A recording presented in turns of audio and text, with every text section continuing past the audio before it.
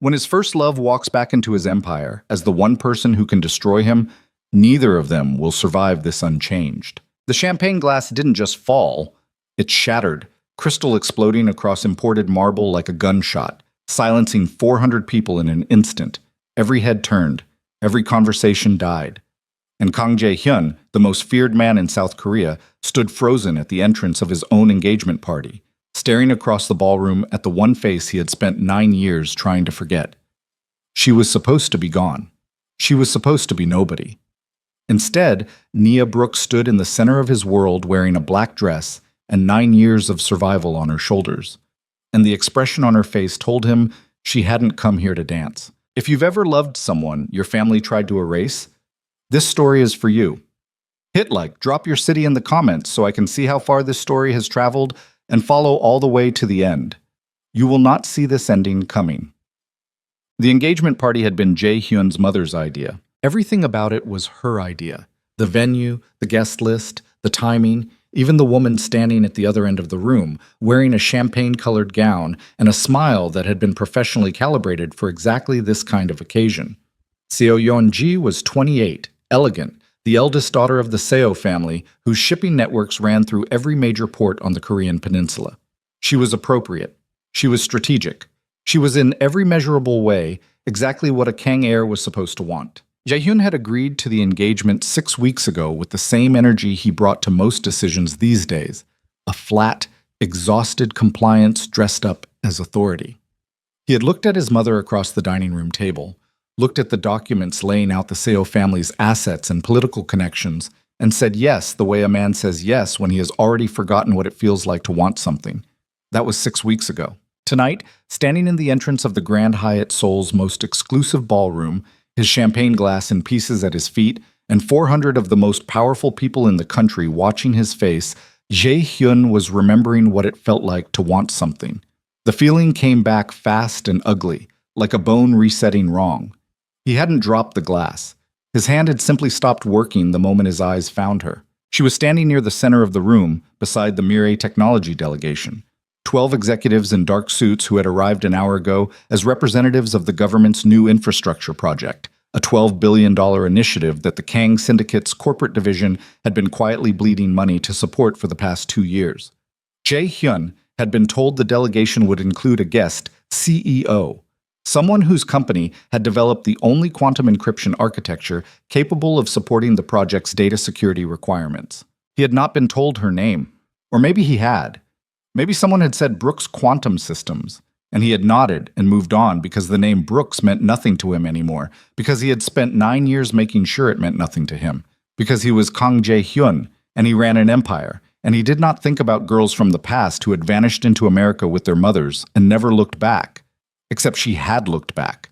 She was looking at him right now. Nia Brooks was 34 years old, and she looked nothing like the 17-year-old girl who used to sit cross-legged on the floor of his family's library with her economics textbook spread around her like a barricade against the world. She was taller somehow, or maybe it was just the way she held herself, spine straight, shoulders back, not with the stiffness of someone performing confidence, but with the quietness of someone who had earned it. Her hair was natural, pulled back from her face, and she wore a black dress that cost more than most people in this room would admit to spending and less than half of them would expect her to be wearing. No excessive jewelry, no performance. Just her, standing in the middle of Jae-hyun's carefully constructed world, with dark eyes that had crossed 400 people in 300 square meters of ballroom to find his face in less than 4 seconds. She had found him that fast, which meant she had known he would be here, which meant she had come anyway. A server materialized at Jae-hyun's elbow. "Sir, allow me to—" "Leave it!" He didn't look at the server. He didn't look at anything except her. The crowd was recovering, conversations restarting. Someone laughed nearby, a little too loudly, breaking the tension the way people at these events always did, by pretending nothing had cracked. Across the room, Jae-hyun's chief of staff, Park Sung-jin, was moving toward him with the careful urgency of a man who had learned over 8 years that his employer's stillness was more dangerous than his anger. Jae-hyun raised one hand slightly without turning his head. Sung-jin stopped. He needed 30 seconds. He needed to understand what his own body was doing, why his chest felt like something had been rearranged inside it, Why 9 years of discipline had just collapsed like wet paper the moment a woman in a black dress looked at him from across a room. He needed to stop staring at her. He looked away, straightened his jacket, picked up a fresh glass of champagne from a passing tray, and drank half of it in one motion, which was not something Kang Jae-hyun did at public events. But Kang Jae-hyun was currently operating on instinct rather than protocol, and his instincts were screaming at him in a language he thought he had forgotten. Sungjin appeared at his shoulder, voice low. "The Brooks Quantum CEO. You know her." Not a question. "We've met," Jae-hyun said. Sungjin waited. When no more information came, he said carefully, "She's the critical resource for the Mirai project. The government contract is non-negotiable. Director Choi made that very clear. Without Brooks Quantum's encryption system, the entire infrastructure deal collapses." He paused. "Including our stake in it. I'm aware of what the deal involves.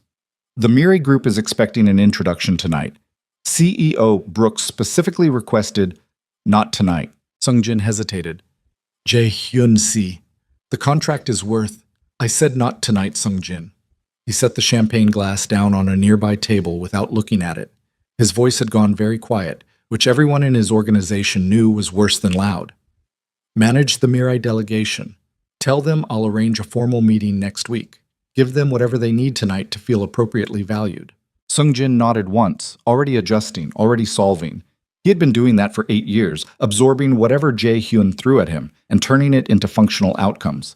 It was why he was the only person in the syndicate's operation that Jae-hyun genuinely trusted. "And the glass?" Sungjin asked.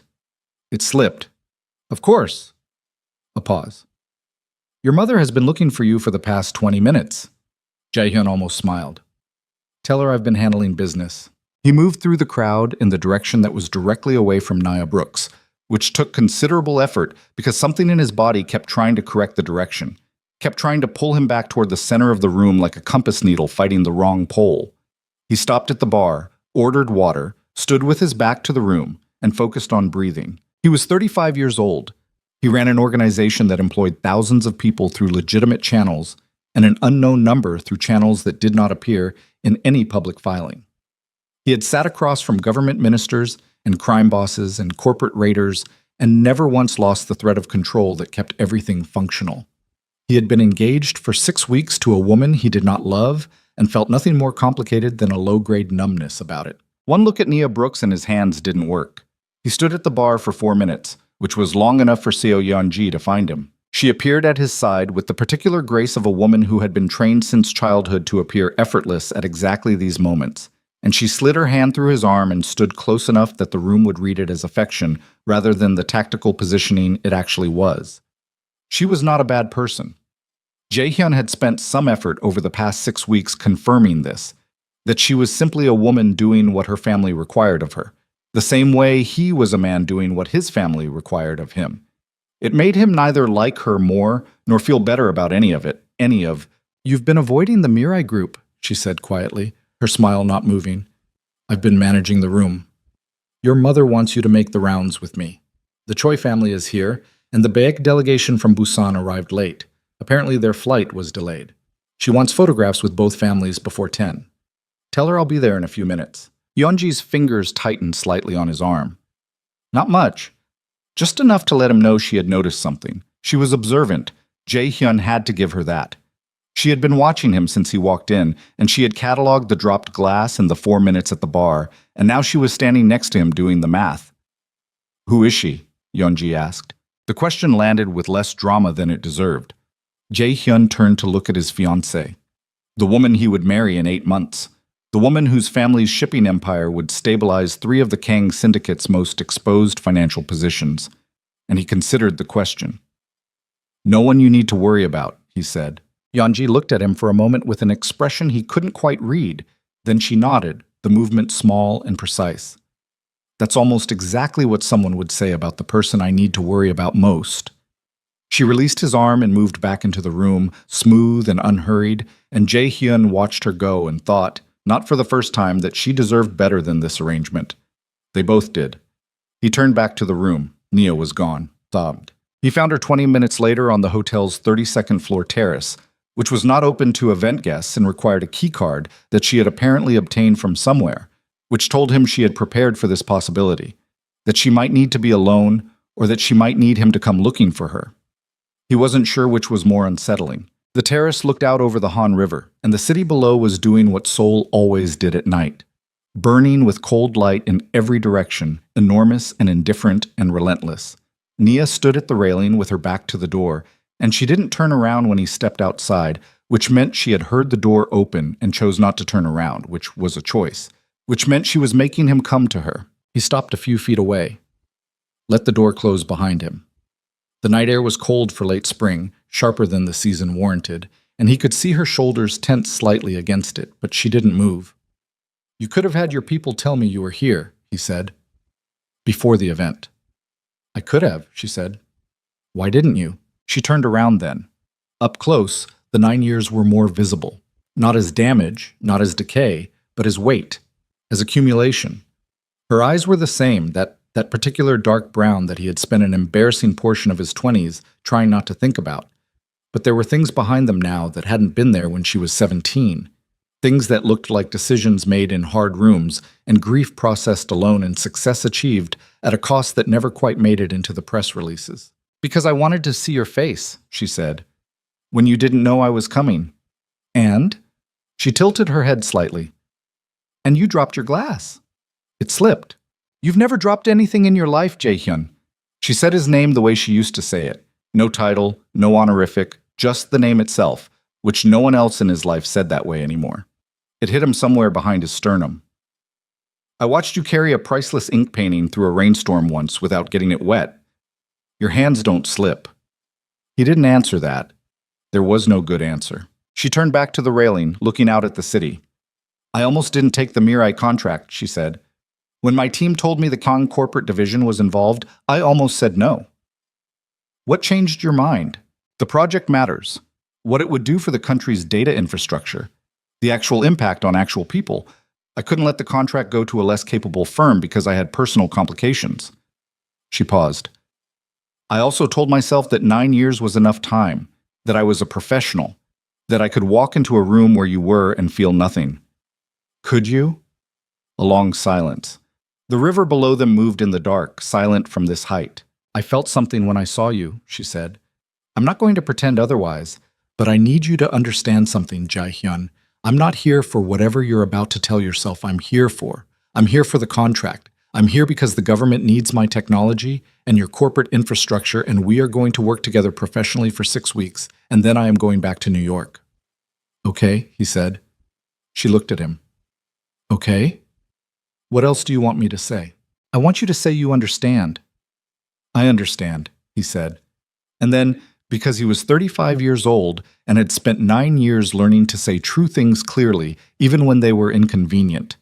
And I also understand that you being here is the first time in 9 years that something in this city has felt like it matters. Nia stared at him. Something moved across her face. Not softness, not the melting walls emotional moment that the situation might suggest, but something harder than that and more honest. Anger, maybe. Or the complicated thing that lives just next to anger, when someone says something you didn't give them permission to say, and it's true anyway. Don't do that, she said. I'm not doing anything. You're doing that thing where you say the true thing and let it sit there and wait for me to react to it. Or I'm just talking to you, the way I used to. We're not 17 anymore. No, he agreed. We're not. He moved to the railing, a few feet from her, and looked out at the city. You built something extraordinary. I followed your company from the early days, before the Series B, before the MIT press coverage, from the first patent filing. She went very still. Don't be surprised, he said. You knew I would. I didn't know anything about what you would do. You knew me. I knew a boy, she said, and her voice had gone quieter, the edges of something dangerous in it. A boy who watched his family destroy mine and couldn't stop it. I don't know what kind of man you became. It landed the way it was meant to, not cruelly, but precisely, like a scalpel rather than a hammer. Tae-hyun absorbed it, which was all he could do because she was not wrong, and he had spent 9 years knowing she was not wrong. No, he said, you don't. They stood in silence for a while after that. The city burned below them. The wind off the river was getting colder. "The first meeting is Monday," she said eventually. "9 a.m. Kang Tower, 42nd floor, I assume?" "Yes. I'll have my lead architect and 2 senior engineers. We'll need access to your infrastructure team's technical documentation by Friday." "You'll have it Thursday." She nodded, a professional nod, a nod that was doing a great deal of emotional work. "Monday," she said, and pushed off the railing and walked past him toward the door. "Nia." She stopped but didn't turn around. "Your mother," he said. "Is she—" He stopped. The question was wrong. The question assumed things. He restructured it. "Is she well?" A long silence, long enough that he counted it. "Good night, Jae-hyun," she said, and went inside. He didn't sleep that night. This was not unusual. Jae-hyun averaged 4 to 5 hours most nights, a habit cultivated over years of running an organization where problems arrived on a 24-hour schedule and every delayed response cost something. But usually when he didn't sleep, it was because his mind was working, processing deals and threats and variables. Tonight his mind wasn't working. It was just running the same 3 seconds on a loop. Nia's face across the ballroom, the moment before she composed herself, the moment when her expression was still raw and unmanaged and told him everything he needed to know and several things he didn't want to know. He sat in the study of his penthouse apartment in Gangnam, in the dark, with a glass of whiskey he wasn't drinking, and looked at the city the way he had looked at it for the past 9 years, as something he controlled and was trapped by simultaneously. The Kong Syndicate occupied most of his waking hours and a significant portion of his sleeping ones. It was an empire built over 3 generations, and it was his to run now because his father had spent the last 2 years progressively losing the ability to run anything, and because there was no one else. Because Jae-hyun was the only child, had been raised for exactly this purpose, had been shaped by his entire life into the specific tool this organization required. He thought about the engagement party, about Yeonji's face when she looked at him and asked who the woman was, about the politeness with which she had handled a situation that had to be at minimum confusing and at maximum genuinely painful. He thought about what she deserved and what he was giving her instead, and felt the specific low-grade shame of a man who has agreed to something he knows is wrong because the alternative requires more courage than he currently possesses. He picked up his phone, sent Sung-jin a message. "Prepare a full briefing on Brooks Quantum Systems. Everything since founding. I want it on my desk by tomorrow morning." Then he put the phone down and thought about Nia's question. Not a question, a statement. "I knew a boy who watched his family destroy mine and couldn't stop it. He had been 18 years old. He had been 18 years old and he had come home from a weekend in Jeju to find the housekeeper's quarters empty, and his mother sitting in the main salon with the particular composed expression she wore when she had solved a problem. He had stood in the hallway outside the salon for 3 minutes before going in, and in those 3 minutes he had understood several things simultaneously. That Nia was gone, that his mother had made her go, and that if he walked into that salon and said the wrong thing, he would lose whatever leverage he had left in this family entirely, which was not much, and which he needed to protect his ability to eventually do things that mattered. That was what he had told himself. Standing in the hallway at 18 years old, heart doing something catastrophic inside his chest, he had told himself, protect your leverage, survive this, find her later. He had never found her. He had told himself he was waiting for the right moment, and the right moment never came. And the years went past, and the organization consumed everything. And then one day, he was 35 years old, and she was standing in his ballroom in a black dress, and it turned out that later, in the sense he had meant it at 18, didn't exist. He sat in the dark until 4 a.m., then showered and put on a suit and went to the office at 5, because that was the other thing you could do when you couldn't sleep and couldn't think and couldn't figure out how to be a person who had made the right choices. You could work, which was at least productive, which was at least something. The Monday meeting was bad in the way that things are bad when everyone is being extremely professional. Sung-jin had prepared the 42nd floor conference room with the kind of detail that suggested he understood the situation was complicated. The good chairs rather than the standard ones, coffee from the building's executive kitchen rather than the floor's shared machine. The technical documentation organized in actual physical binders rather than just uploaded to the shared server. Small things. Careful things. Sung-jin was, among his many other qualities, a man who paid close attention to when his employer needed the environment managed precisely. Nia arrived at 8:58 with 3 people. a Korean-American man in his late 30s, who she introduced as Dr. James Lim, lead architect, and two women in their early 30s, Priya Rao and Soo-min Han, senior engineers. They were sharp and prepared and had clearly worked together for years, moving through the technical conversation with the shorthand of a team that had solved hard problems together and knew each other's thinking. Jae-hyun noted it, the way Nia had built around herself people who were genuinely excellent, not just credentialed. It was a particular kind of leadership quality, the ability to attract real talent and keep it. He had 4 people on his side: his infrastructure director, 2 technical leads, and Sung Jin. He did not participate in the technical portion of the meeting himself. That was not his role in these rooms. His role was to watch, to understand dynamics, to identify the pressure points that numbers and specifications couldn't capture. He sat at the end of the table and let his team work, and watched Nia run her side of the table with the particular efficiency of someone who knew exactly what they needed and had no interest in spending time on anything else. She did not look at him more than was professionally required. She directed questions to his infrastructure director when she had questions. She acknowledged his presence when introductions required it, and not otherwise. She was, in every observable way, exactly what she had said she would be on the terrace. A professional, here to do a job, treating him as the business counterpart he was. It was infuriating. It was also, he recognized, exactly the correct approach, and he respected it, which made it more infuriating. The meeting ran 2 hours and 20 minutes. It ended with a technical alignment document and a project timeline and a scheduled follow-up for Wednesday. Nia gathered her materials with the same efficiency that characterized everything else about her and her team, filed out ahead of her, and she paused at the door. "The timeline is aggressive," she said, "not specifically to him." Him, addressing the room. "The government deadline doesn't move," Jae-hyun said. "I know, I'm not complaining. I'm identifying that it's aggressive and that we'll need full cooperation from your infrastructure team. No delays on documentation, no committee approvals slowing down technical decisions. You'll have direct access. Anything you need from our team, you ask, you get it within 24 hours. She looked at him then, properly, for the first time since the meeting began, reading something in his face. "Okay," she said, and left. Sung Jin waited until the room was clear, then said, "She's remarkable." "Don't," Jae-hyun said. "I'm making a professional observation."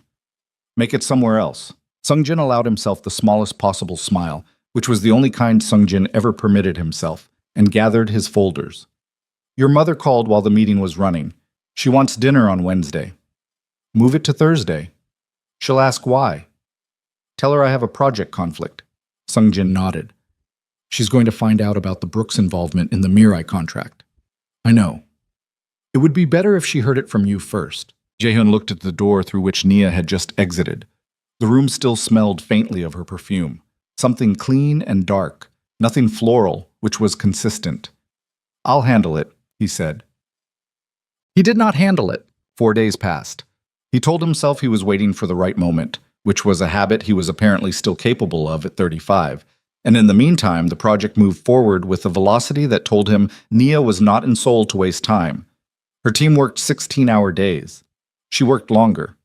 Twice he arrived at Kang Tower before 6 a.m. to find her already in the 42nd floor workspace they'd allocated for the Brooks Quantum team, sitting at a workstation with coffee going cold beside her and technical schematics open on 3 screens. The first time, he stopped in the doorway and she looked up, and there was a single unguarded second before her expression reset to professional, and in that second she looked exhausted and focused and alive in a way that made his chest do the thing it had been doing since the ballroom.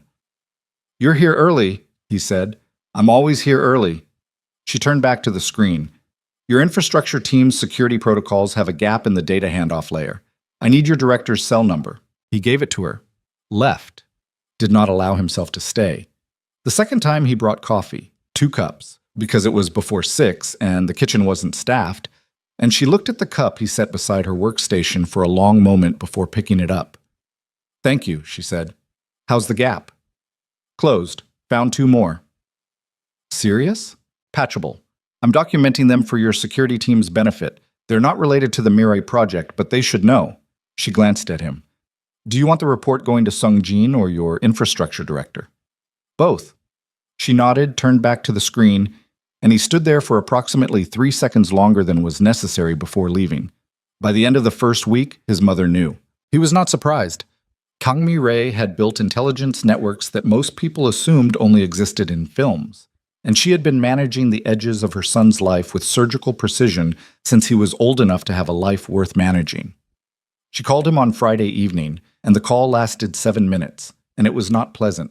"Nia Brooks," his mother said. The name landed like she was setting it on a table between them, carefully, deliberately, making sure he saw exactly what she thought she was placing. "She's the CEO of the company contracted for the Mirai project," he said. "The government selected her. It wasn't our choice. You knew she would be involved and you didn't tell me." A pause. "I found out the night of the engagement party." "And you've said nothing for a week. There was nothing to say. It's a business arrangement. Don't treat me like one of your board members, Jae-hyun." His mother's voice had gone to the particular cold register that he had feared at 8 years old and had learned to recognize clearly by 18 as the signal that she was no longer arguing. She was deciding. That girl and her mother are the past. A past that was handled. I will not have the stability of this family or this organization disrupted by... "She's doing her job," Jae-hyun said. "I'm doing mine. The project takes 6 weeks. And then she goes back to America." "Yes." A long silence on the line. "I want her treated professionally and distantly," his mother said. "She is a vendor. She will be compensated appropriately for her work and she will leave. If I find out there is anything beyond professional contact, good night, Yomioni." He ended the call, stood in his apartment looking at the city. His phone buzzed twice with follow-up messages from his mother that he didn't open. He thought about the words she had used. Handled. The way you handled a problem. The way you handled something that was in your way. Nia and her mother handled. He sat with that word for a long time. The unraveling started in the second week, on a Tuesday evening, in the most ordinary possible way. Overtime in the conference room, a project complication requiring both of their presences, and a dinner order because it was 8 p.m. and neither of them had eaten. The team had gone home. Sung-jin had a family event. It was Jae-hyun and Nia and technical schematics and Thai food from the place 3 blocks over that his assistant had recommended, and it turned out Nia ordered the same thing he did, which was a small and meaningless fact that lodged itself in his chest regardless. They ate on opposite sides of the conference table. They talked about the project. They talked about it efficiently and productively, and then the project conversation ran out and the food was mostly gone, and neither of them left. "You're good at this," she said finally. "Not the project."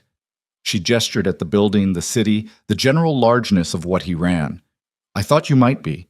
You were always..." She stopped. "Always what?" "Focused," she said. "Even at 18, you were already someone who understood how systems worked, how people worked." A pause. "I just didn't think the system you'd end up running would be this particular one." "Neither did I," he said. She looked at him. "Did you have another option?" "Not one I knew how to take." "What would you have done if the syndicate hadn't been there?" The question surprised him. Not because it was inappropriate. They were past professional only at this point. Both of them knew it, though neither had said so. But because he had not been asked it in a long time. Possibly never by someone who actually wanted to know. "Architecture," he said. "Real architecture. I used to design buildings. In my sketchbooks." Something moved across her face. A softness. Gone before he could read it properly. "I remember those sketchbooks," she said. "You looked through them without asking. You left them out." "That's not the same as giving permission." "You knew I would look," she said, and smiled. The first real smile he had seen from her since the ballroom. Unguarded, brief, gone fast. But it had been there. He looked at his food container rather than at her face. "I did," he admitted. They sat in the quiet of the conference room, 42 floors above the city, while the silence between them did what silences do when they are full of things that have not been said. It accumulated. It changed the pressure of the room. It made ordinary things, like the distance across the table, feel like choices. "I need to know something," Nia said. Her voice had gone quiet. Not soft. She wasn't doing soft, he understood that now.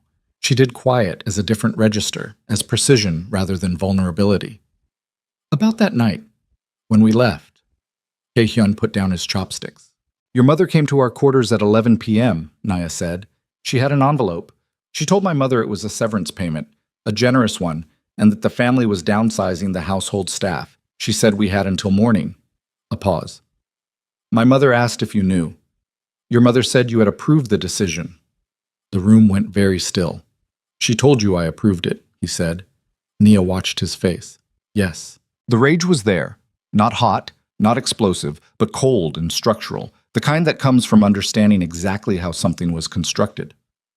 Jae-hyun had spent years being angry at his mother in a generalized way, a way that coexisted with love and obligation and the complicated arithmetic of family. This was different. This was specific. This was the particular cold clarity of learning the exact shape of a lie that had cost him something irreplaceable. I came home from Jeju to find you gone, he said. I didn't know she was going to do it. I didn't approve anything. Nia did not respond immediately. She held his gaze for a long time, reading him the way she had always read him.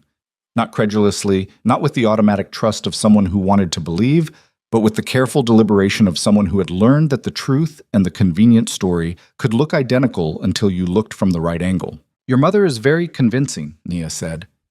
Yes, he said. She is. Another silence. This one felt different. Not accumulated, but released. Something shifting in the pressure between them. I spent 9 years believing you let us go, she said, that when it came down to it, we weren't worth fighting for. Nia, I'm not asking you to fix that, she said quickly. I'm not asking for anything. I'm telling you what I believed because... She stopped. Reorganized. Because you said you wanted to know what kind of man you became, and I think you should know what kind of man I thought you were. He absorbed that. It was not kind. It was not meant to be kind. It was the specific honesty of someone who had decided that politeness was no longer a useful tool. I should have found you, he said. I should have looked harder. I know that. You were 18. That stopped being a sufficient reason about 6 years in. She looked at him for a long moment.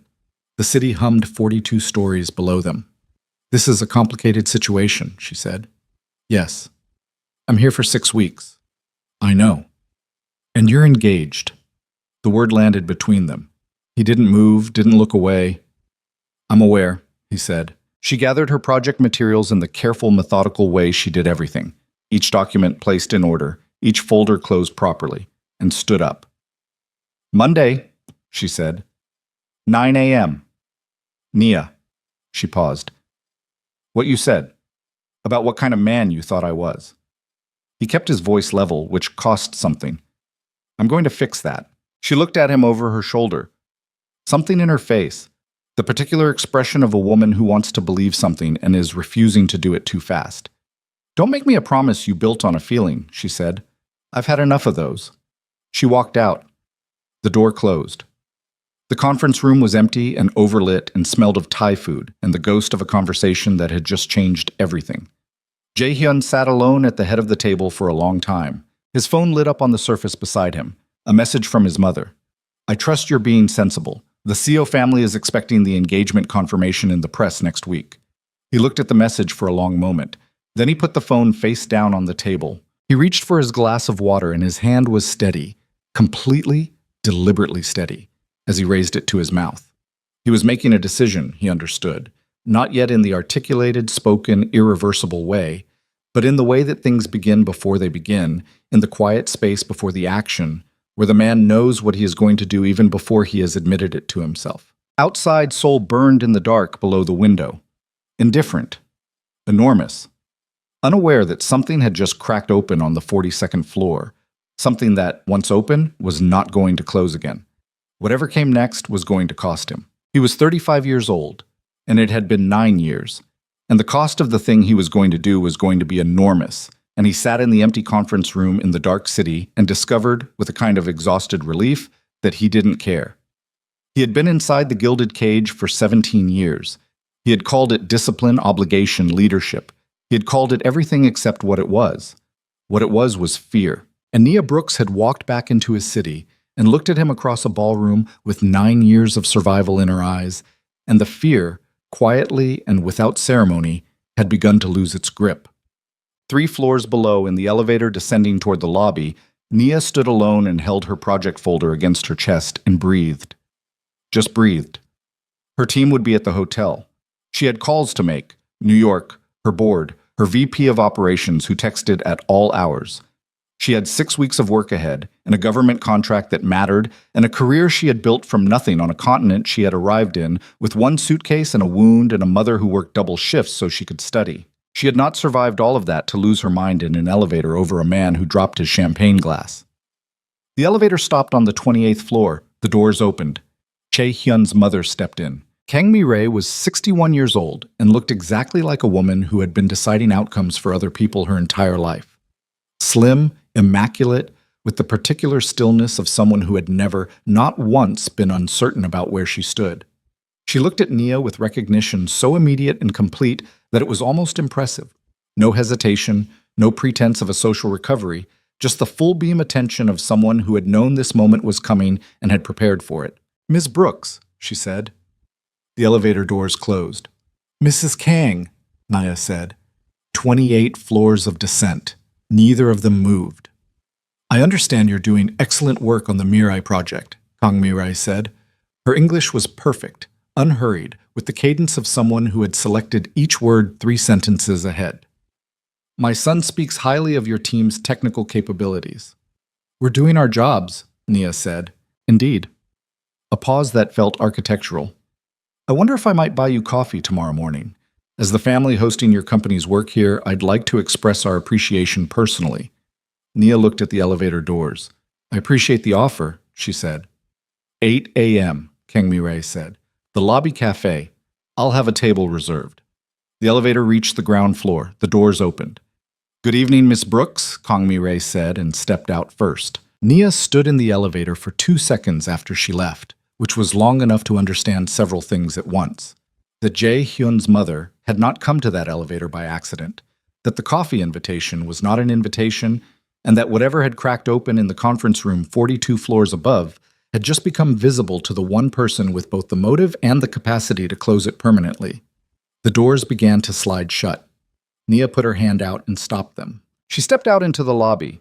She was going to that coffee meeting. The lobby cafe at 8 a.m. was quiet, in the way expensive places are quiet, not empty, but carefully arranged so that conversations didn't carry, so that the distance between tables felt like privacy rather than architecture.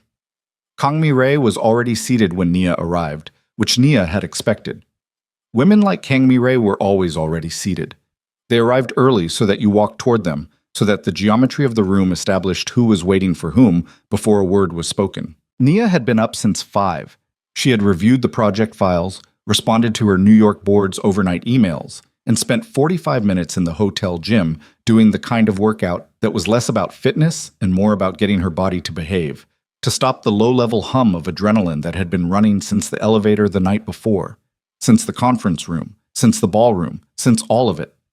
It hadn't entirely worked, but she was here, and she was composed, and she was wearing a charcoal blazer and flat shoes because she had learned years ago that the right clothes could do a portion of the emotional labor for you. She sat down across from Chae-hyun's mother without being invited to sit. A small thing. Kang Mi-rae noticed it. Her expression didn't change, but she set her teacup down with a fractional pause that told Nia everything she needed to know about how this conversation had been scripted in the older woman's mind, and how quickly that script was already adjusting. "You look well," Kang Mi-rae said. "The years have been good to you." "They've been instructive," Nia said. A server appeared. Nia ordered black coffee without looking at the menu, and the server disappeared, and they were alone in the particular way 2 people are alone when every surrounding sound has become irrelevant.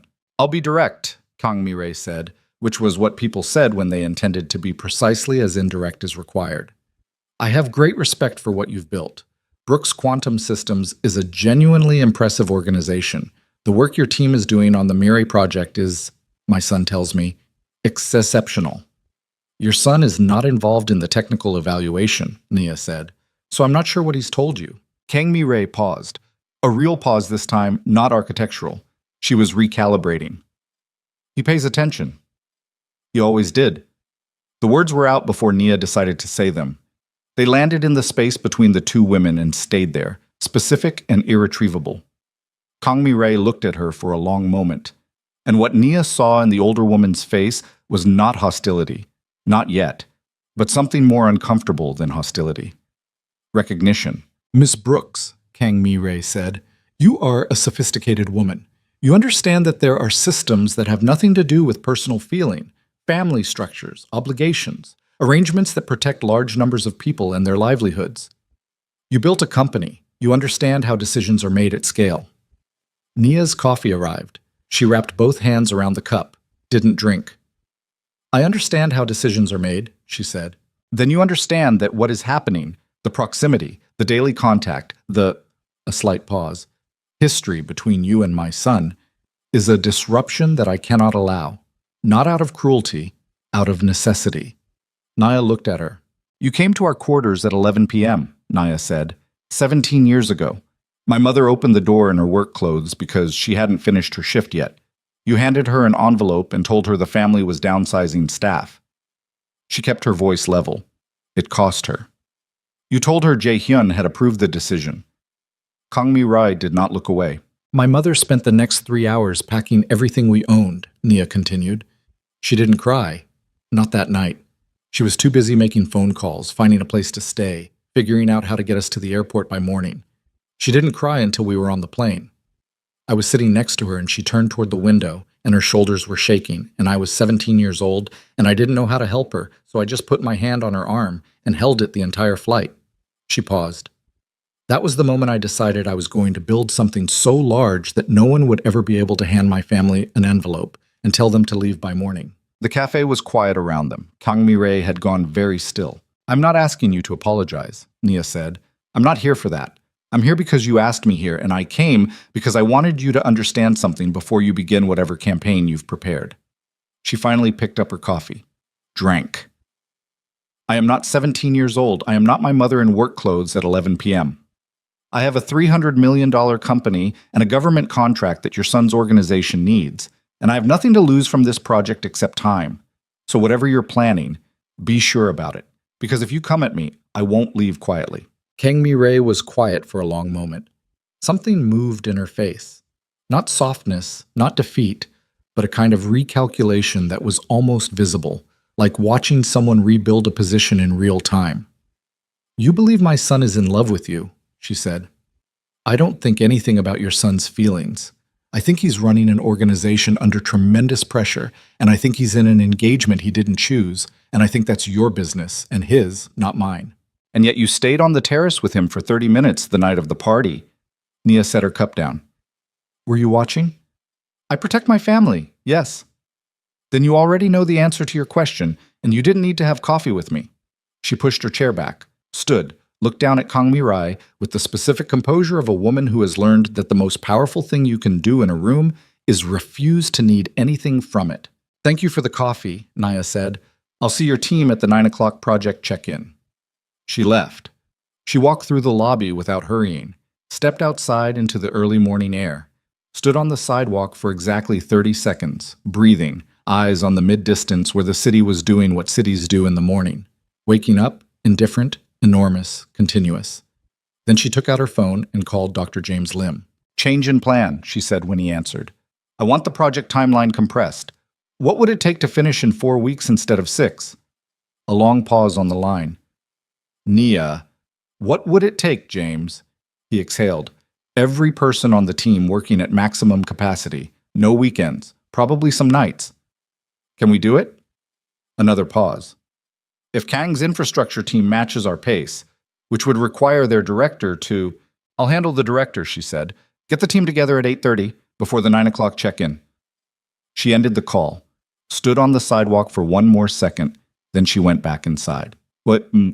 Jae-hyun found out about the compressed timeline at the 9 a.m. check-in when Nia put the revised schedule on the screen and walked the room through it with the brisk efficiency of someone who had already made the decision and was now delivering a briefing rather than opening a discussion. He sat at the end of the table and watched her and kept his face neutral, which was something he was good at and which had never felt more effortful. She was accelerating, pulling toward the door. 4 weeks instead of 6, 2 less weeks of daily contact, 2 less weeks of 8 p.m. conference rooms and Thai food.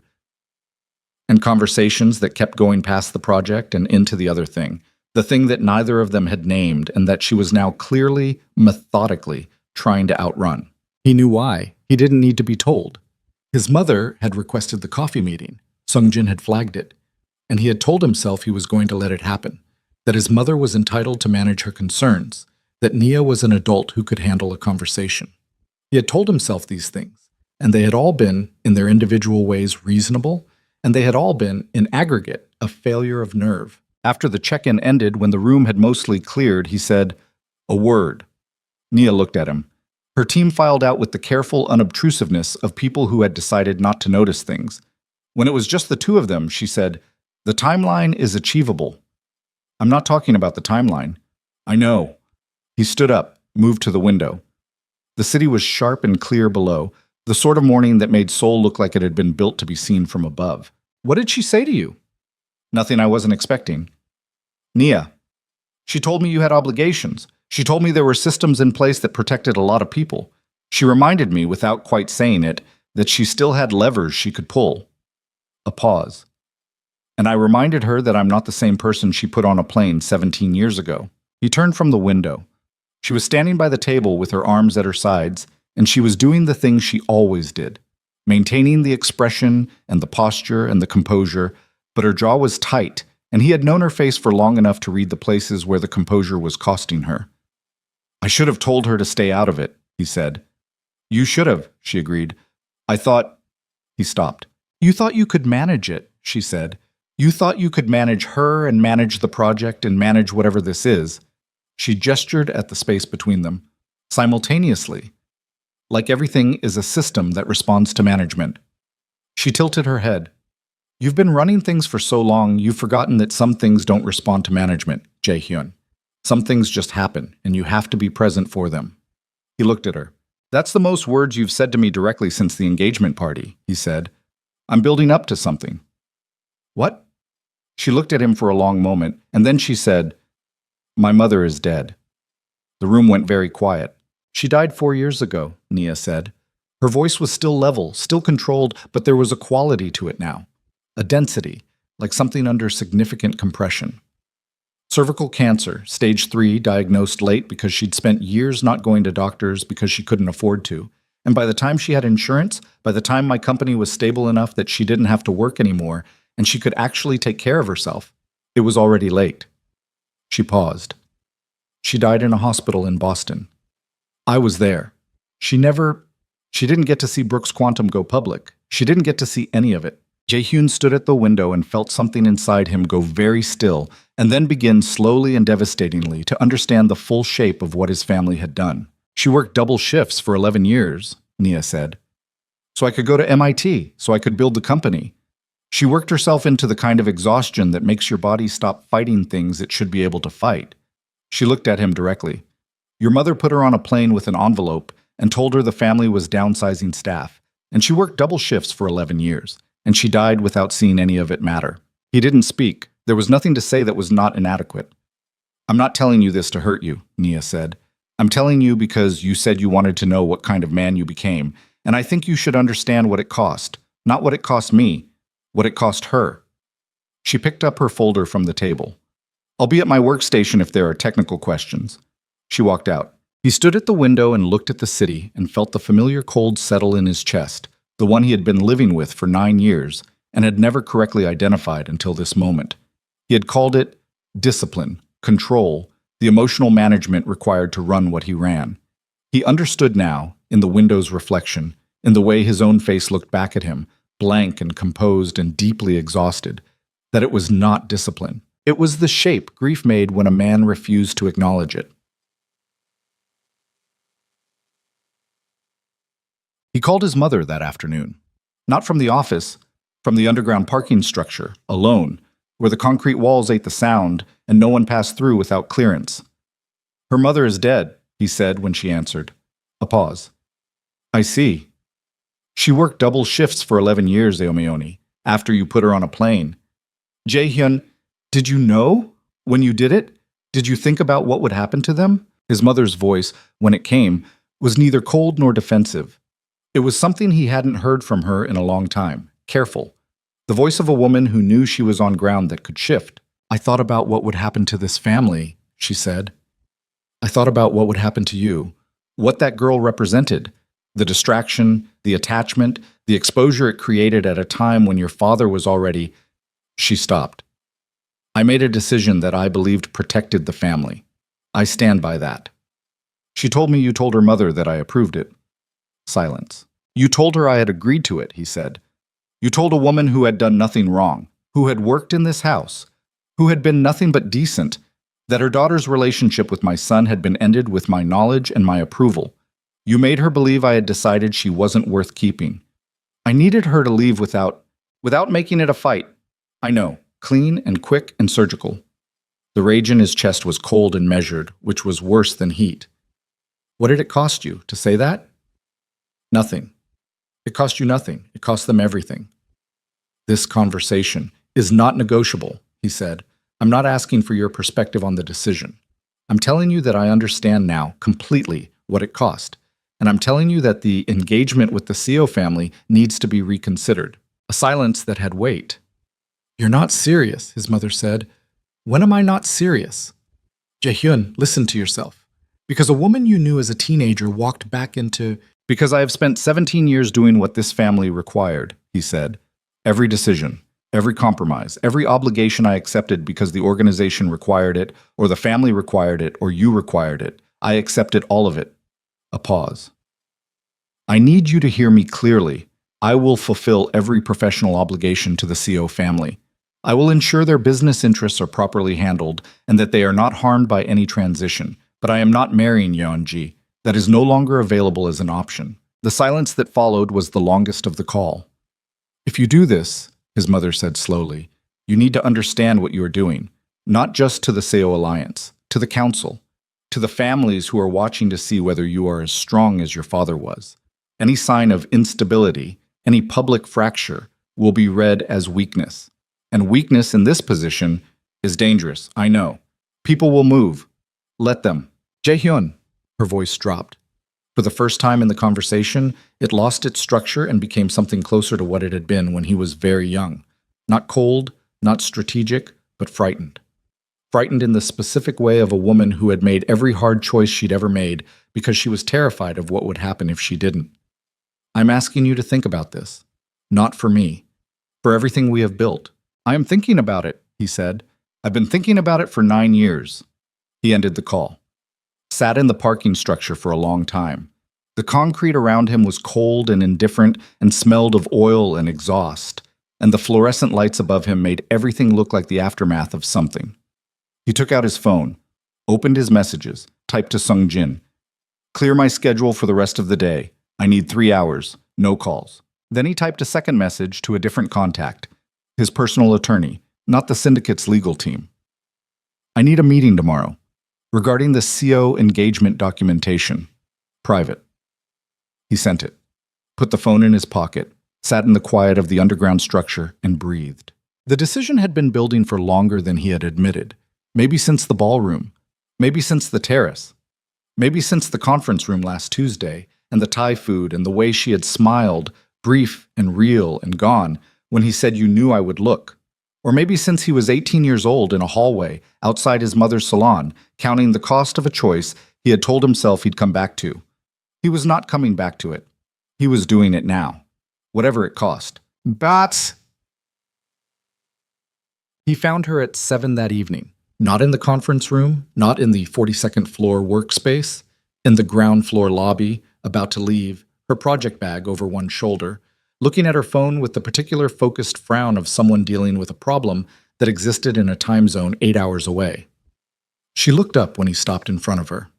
Not a project question, he said. She lowered her phone, waited. I called off the engagement. The lobby was busy around them. The after-work hour, people coming and going, the general motion of a building that never fully stopped. But between the two of them, in the 3 feet of space between where he stood and where she stood, everything went very still. What? She said. I told my mother tonight. I'm meeting my attorney tomorrow to review the documentation. He kept his voice level, not to perform calm, but because he was genuinely calm. The specific calm that comes after a decision is made and the panic of indecision is over. I wanted you to know directly, not through Sung Jin, not through whatever my mother's version of it will be when it reaches you, from me. Nia stared at him. Something crossed her face. Not joy, not the relief of a plot resolved, but something harder and more complicated than that. Shock, maybe. And underneath the shock, the specific fear of someone who has been handed something they stopped believing was coming. Jae-hyun, her voice was low. Don't do this because of me. It's not only because of you, he said. I should have done it 6 weeks ago. I should have done it before that. The engagement was wrong from the beginning, and I agreed to it because I had stopped believing my own life was something I was allowed to want things from. He paused. You walking back into this city reminded me that I used to want things. That's on you, yes, but the decision is mine. She looked at him for a long moment. This is going to cause problems, she said. Yes, serious ones. Your council, the rival families. Your mother said. I know what my mother said. Jae-hyun. She stepped slightly closer, lowering her voice, and the proximity did what proximity always did in these moments, made the space between them feel charged, specific, heavy with everything that had been left in it. If you do this publicly, if it comes out in the press before you've managed the fallout with the CO family and the council, they will read it as instability, and people who are waiting for you to show instability will move, he said. My mother used the same word. Because they're right. Her eyes were searching his face. I'm not asking you to stay engaged. I'm asking you to be careful, to do this in the right order. He looked at her. 9 years of imagining this conversation, and it was nothing like what he had imagined. Not romantic, not resolved, not clean. It was her standing in a lobby looking at him like a woman who understood the stakes clearly and was frightened on his behalf, and him standing across from her understanding that this was what love actually looked like when it was between real people in real situations. Not relief, not ease. The willingness to be afraid for someone else. Tell me one thing, he said. She waited. Do you want this? A pause that lasted long enough to be honest. I want to not be afraid to want it, she said. I'm not there yet. That's enough, he said. She shook her head slightly, almost involuntarily. Not refusal, but the physical response to something that was too much and not enough simultaneously. If your mother retaliates, she started. His phone rang. Not his regular phone. The second one, the one that rang only in specific categories of emergency, the one that Sung-jin had the number to, and 2 other people, and no one else. He held up one hand, turned slightly, answered. Sung-jin's voice was stripped of its usual careful modulation. You need to come to the office. Now. What happened? Director Baek made a move tonight. He's called an emergency council session for tomorrow morning. He's bringing a vote of no confidence. A pause. He has 7 of the 12 council seats confirmed. He announced it 40 minutes ago. Jae-hyun went still. Jae-hyun, see? Sung-jin's voice dropped further. Someone told him about the engagement call. About your conversation with your mother this afternoon. Someone inside the family passed it in under 3 hours. The lobby around him continued its motion. People walking, conversations, the indifferent normal operation of a building in a city and a world that didn't know or care that something had just been set in motion that could not be stopped. Jae-hyun looked at Nia. She had read his face. Her own face had gone still and careful, and in her eyes was the particular expression of a woman who understood without being told that what she was looking at was the moment a man steps off solid ground, and the ground does not come back. I have to go, he said. I know, she said. He held her gaze for 3 seconds. Then he walked toward the exit, fast and deliberate, already restructuring, already calculating. And behind him, without turning around, he heard her say his name. He stopped. Whatever happens tomorrow, she said quietly, don't disappear on me again. He didn't turn around, but he stood still for 1 second, absorbing it, letting it land somewhere it would hold. Then he walked out into the Seoul night, and the door closed behind him, and somewhere across the city, in a room he hadn't been invited to, 12 men were deciding the future of everything he had spent his life building, and at least one of them was doing it with information that had come from inside his own walls. The Kang Syndicate's council chamber was on the 54th floor of a building that did not appear in any public directory, in a district of Seoul where the streets were wide and clean, and the buildings had the particular blankness of structures that had been designed to be unremembered. Jae-hyun had been in this room 47 times in his life. He knew the weight of the chairs, the acoustics of the ceiling, The way the room's single floor-to-ceiling window framed the city like a threat rather than a view. He had sat at the head of its table for 3 years and watched men twice his age try to read his face and fail. He arrived at 11 p.m. to find Sung Jin waiting in the corridor outside, which meant the situation was worse than the phone call had conveyed because Sung Jin only waited in corridors when he had information he didn't want transmitted electronically. "Tell me," Jae-hyun said. Sung Jin fell into step beside him, voice low, eyes forward. "Beck has 9 seats, not 7. 2 more flipped in the last 2 hours, Chairman Lim and Director Oh. Both of them were solid 3 weeks ago. What changed?" "Money. Beck's been running a quiet acquisition for months, buying loyalty through subsidiary contracts, construction bids, distribution rights. He's been building this for at least 6 months. A pause. This was not a reaction to the engagement call. This was already in motion. The engagement call was an acceleration, not a cause. Jae-hyun absorbed this. They reached the corridor's end. He stopped. "Who passed him the information about my call with my mother?" Sung Jin hesitated. The hesitation lasted exactly 1 second, which on Sung Jin's face was equivalent to a long and complicated speech. "Tell me," Jae-hyun said again. "The call was made from the parking structure," Sung Jin said. "Your personal phone, not the secure line." He paused. "The security team's monitoring log shows a secondary device active in that zone during the call, a device registered to the building's executive access system." Another pause. "Registered to your mother's assistant." The corridor was silent. "My mother," Jae-hyun said. "I don't know if she intended—" "She didn't need to intend it. She needed Baek to move fast enough to stop me." The call gave him the pretext. He turned toward the chamber door. His voice was completely flat. She handed him the weapon. Sung Jin said nothing because there was nothing useful to say.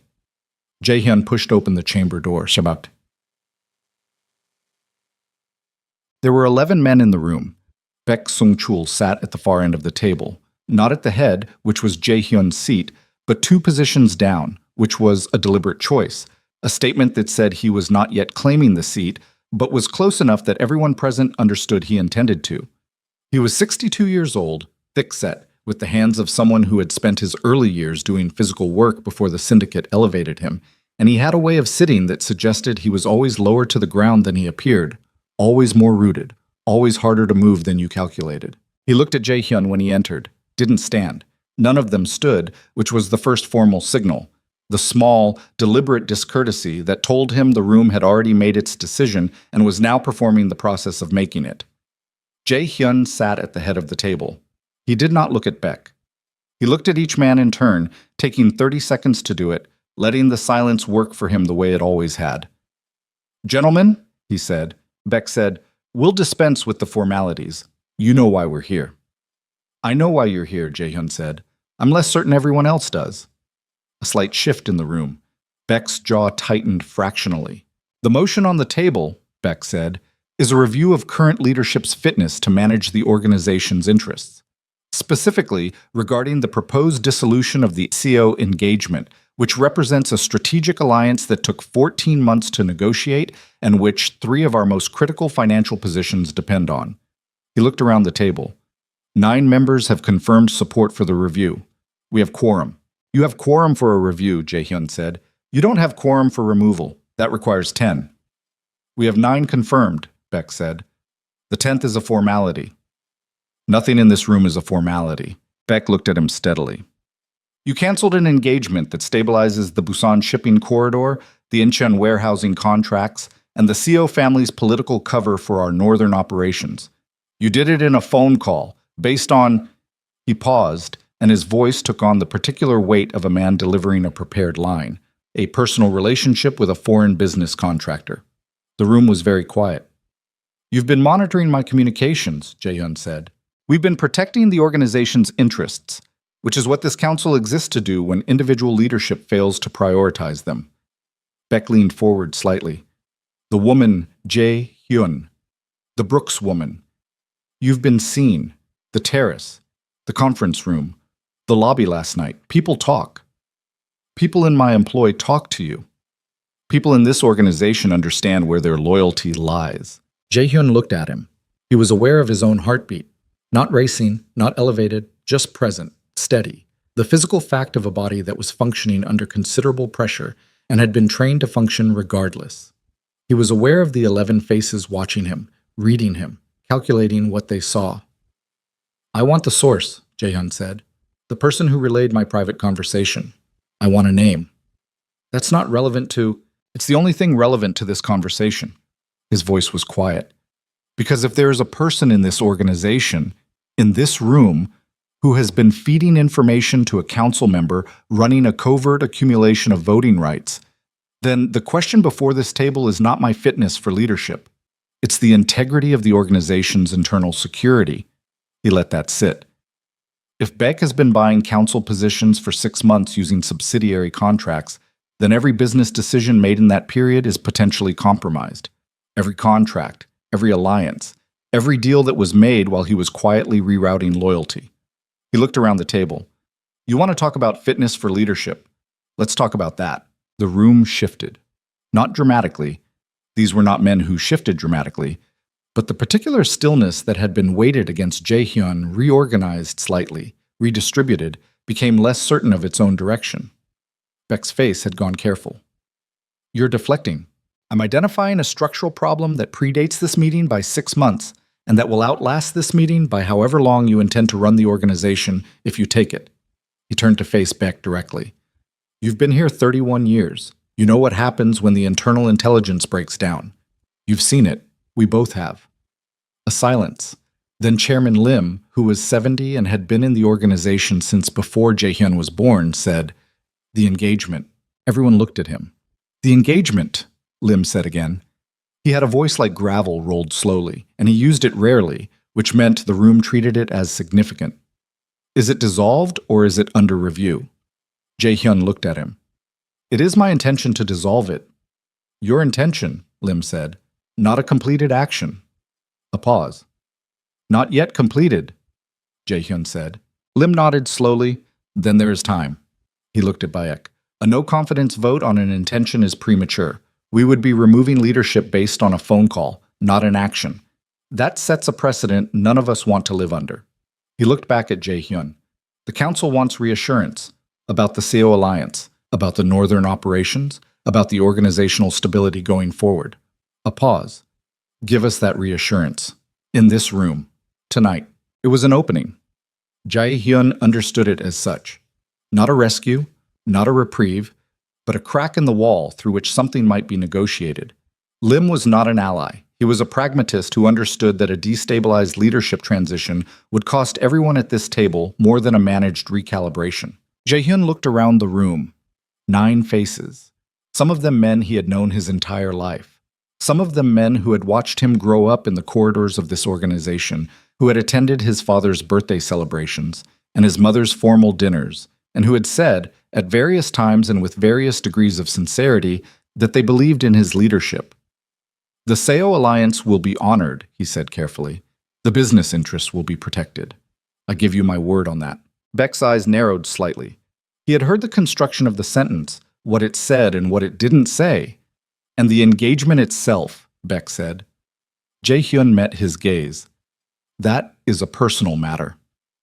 "In this organization," Beck said, "nothing is personal." "Everything that matters is personal," Jae-hyun said.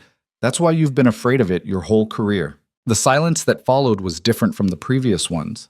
Beck's face had gone a particular shade of controlled, the specific color of a man who has been read accurately in public and cannot respond to it without confirming the reading. Lim spoke again. "We will table the vote until the end of the month. Jae-hyun will present a formal stability plan to the council, financial projections, the CO transition structure if the engagement is dissolved, and a security audit of the last 6 months of internal communications." He looked at Beck. "All council members will cooperate fully with the audit." It was not a victory, it was a delay. But in the geography of this particular night, a delay was enough. To. He left the building at 12:40 a.m. and stood on the empty street and called Sung Jin. "The vote is tabled," he said. "End of the month." "That buys time," Sung Jin said. "It buys 30 days. I need the internal security audit started tonight. I want every communication log from the last 6 months pulled and cross-referenced. And I need to know..." Specifically, the full record of contact between Baek Sung-chul and the subsidiary contractors he's been using to buy votes. That will take as long as it takes. Start tonight. He paused. And I need my mother's assistant's device access pulled and reviewed. Full record. A silence on Sung Jin's end. Jae Hyun-si, your mother... I know, he said. Do it anyway.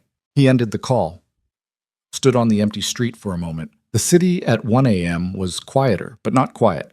Seoul never went fully quiet, just shifted registers, became something lower and more continuous. He looked up at the building he had just left. 54 floors of concrete and history and obligation, all of it pressing down. His phone buzzed, a message from an unknown number, but the format was one he recognized, used by specific contacts who communicated through rotation channels when information was sensitive. He opened it. The council meeting was not the main event. Beck filed a regulatory complaint with the Financial Supervisory Service this afternoon, 3 hours before the council session, anonymously. The complaint identifies specific transactions in the Kang Corporate Division's Mirai project financing as potentially fraudulent. The FSS will be required to investigate. Formal notice likely within 48 hours. If the investigation proceeds, the Mirai contract is suspended pending review. Brooks Quantum's involvement becomes a liability. Jae-hyun read the message twice. Then he stood on the street in the middle of the night and understood, completely and without space for denial, what had just happened. Beck had not been running one operation. He had been running 3 simultaneously. The council vote, the intelligence leak through Jae-hyun's mother's assistant, and a regulatory attack on the Mirai project itself. The council meeting was meant to occupy Jae-hyun while the regulatory filing landed. By the time he understood the geometry, all 3 vectors would already be in motion, and there would be no position from which he could address them all. And Naya. If the FSS suspended the Mirai contract pending a fraud investigation, Nia's company's involvement became, at minimum, a reputational risk. The kind of risk that board members noticed. The kind of risk that showed up in press coverage. The kind of risk that, if it wasn't handled fast and cleanly, could attach itself to Brooks Quantum's name in ways that took years to remove. Beck had found the one lever that was not about Jae-hyun at all. He had found the thing that was not the organization, not the council, not the family. The thing that Jae-hyun could not calculate out of, because you could not calculate your way out of another person being hurt. He stood on the street and breathed through his nose, 4 counts in, 4 out, the way he had trained himself to do when he needed his brain to work faster than his anger. He needed to think. He needed to be ahead of this before the FSS notice arrived, before Naya's board started asking questions, before Baek's version of events became the only version circulating. He needed to tell her. He called her at 1:15 a.m., and she answered on the second ring, which told him she hadn't been sleeping either. "There's a problem," he said. A pause. "I'm listening." He told her. All of it. The regulatory filing, the Mirai contract exposure, the timeline. He did it in under 3 minutes, clean and specific, no cushioning. She deserved the unpadded version. When he finished, the line was silent for long enough that he checked it was still connected. "He filed it this afternoon," she said. "Yes." "While you were in the council meeting?" "Yes." Another silence. When she spoke again, her voice had a quality he had not heard from her before. Not anger, not shock, but something colder than both. The voice of a person doing very fast calculations in the dark. "If the FSS opens a formal investigation, we have to disclose to our board within 24 hours, she said. "That's non-negotiable, but it's in our corporate governance charter. Once we disclose, the board will require us to suspend active work on the Mirai project pending legal review." A pause. "Which means Baek doesn't need to win the council vote. He just needs the investigation to open. The contract suspension does the damage by itself." "I know."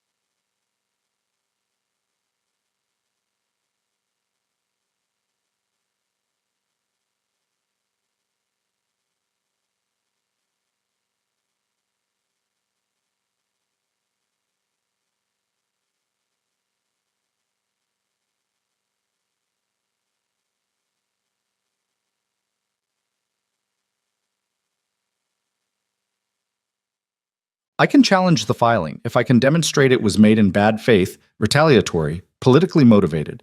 The FSS has discretion to delay opening a formal investigation pending their own review of the complaint's validity. He paused. But I need documentation. I need a paper trail showing Beck's counsel accumulation and the timing correlation between his activities and the regulatory filing. I need it before the 48-hour window closes. Can you get it? I have people working on it now. He stopped. Nia, I need you to know the project, your company's involvement. I will not let this attach to your name, whatever it takes. That's not... She stopped. Don't make this about protecting me. Make it about solving the problem. They're the same problem. A pause. Jae-hyun. Her voice had changed again. Quieter, stripped of the logistics, down to something more basic. Who gave Baek the ammunition? Who has been close enough to your operations for 6 months to build this kind of case? He didn't answer immediately. Someone inside, she said. Close inside. Yes. Do you know who? He looked at the building across the street. A window on the 20th floor, light on, someone working late or unable to sleep or simply existing in the way the city kept making people exist, continuously, without pause, without consideration for what was falling apart at street level. I have a strong indication, he said. Tell me. Not over the phone. A silence. I'll come to you, she said. It's 1 a.m. I know what time it is. Her voice was firm, no negotiation in it. Tell me where you are, he told her. 15 minutes later, her car pulled up. Not a hired car, she was driving herself, which he noted because it meant she had wanted to move without a driver knowing the destination. She stepped out in the clothes she'd been wearing earlier, no concession to the hour, and she looked at him across the roof of the car with the expression of someone who has made a decision about how much they are willing to be inside a situation and has decided fully. Get in, she said. We're not doing this on the street. They drove. She drove, he directed, out of the central district toward the river, to the kind of place where there were no cameras and very few people, and the conversations you had stayed where you had them. She parked along the bank and turned off the engine, and the river was dark and moving beyond the windshield. Tell me, she said. The device that monitored my call with my mother, he said. It was registered to my mother's assistant, a woman named Park Ji-soo, who has been on my mother's personal staff for 4 years. He paused. Ji-soo previously worked for Baek Sung-chul's household for 3 years before my mother poached her. Nia looked at him.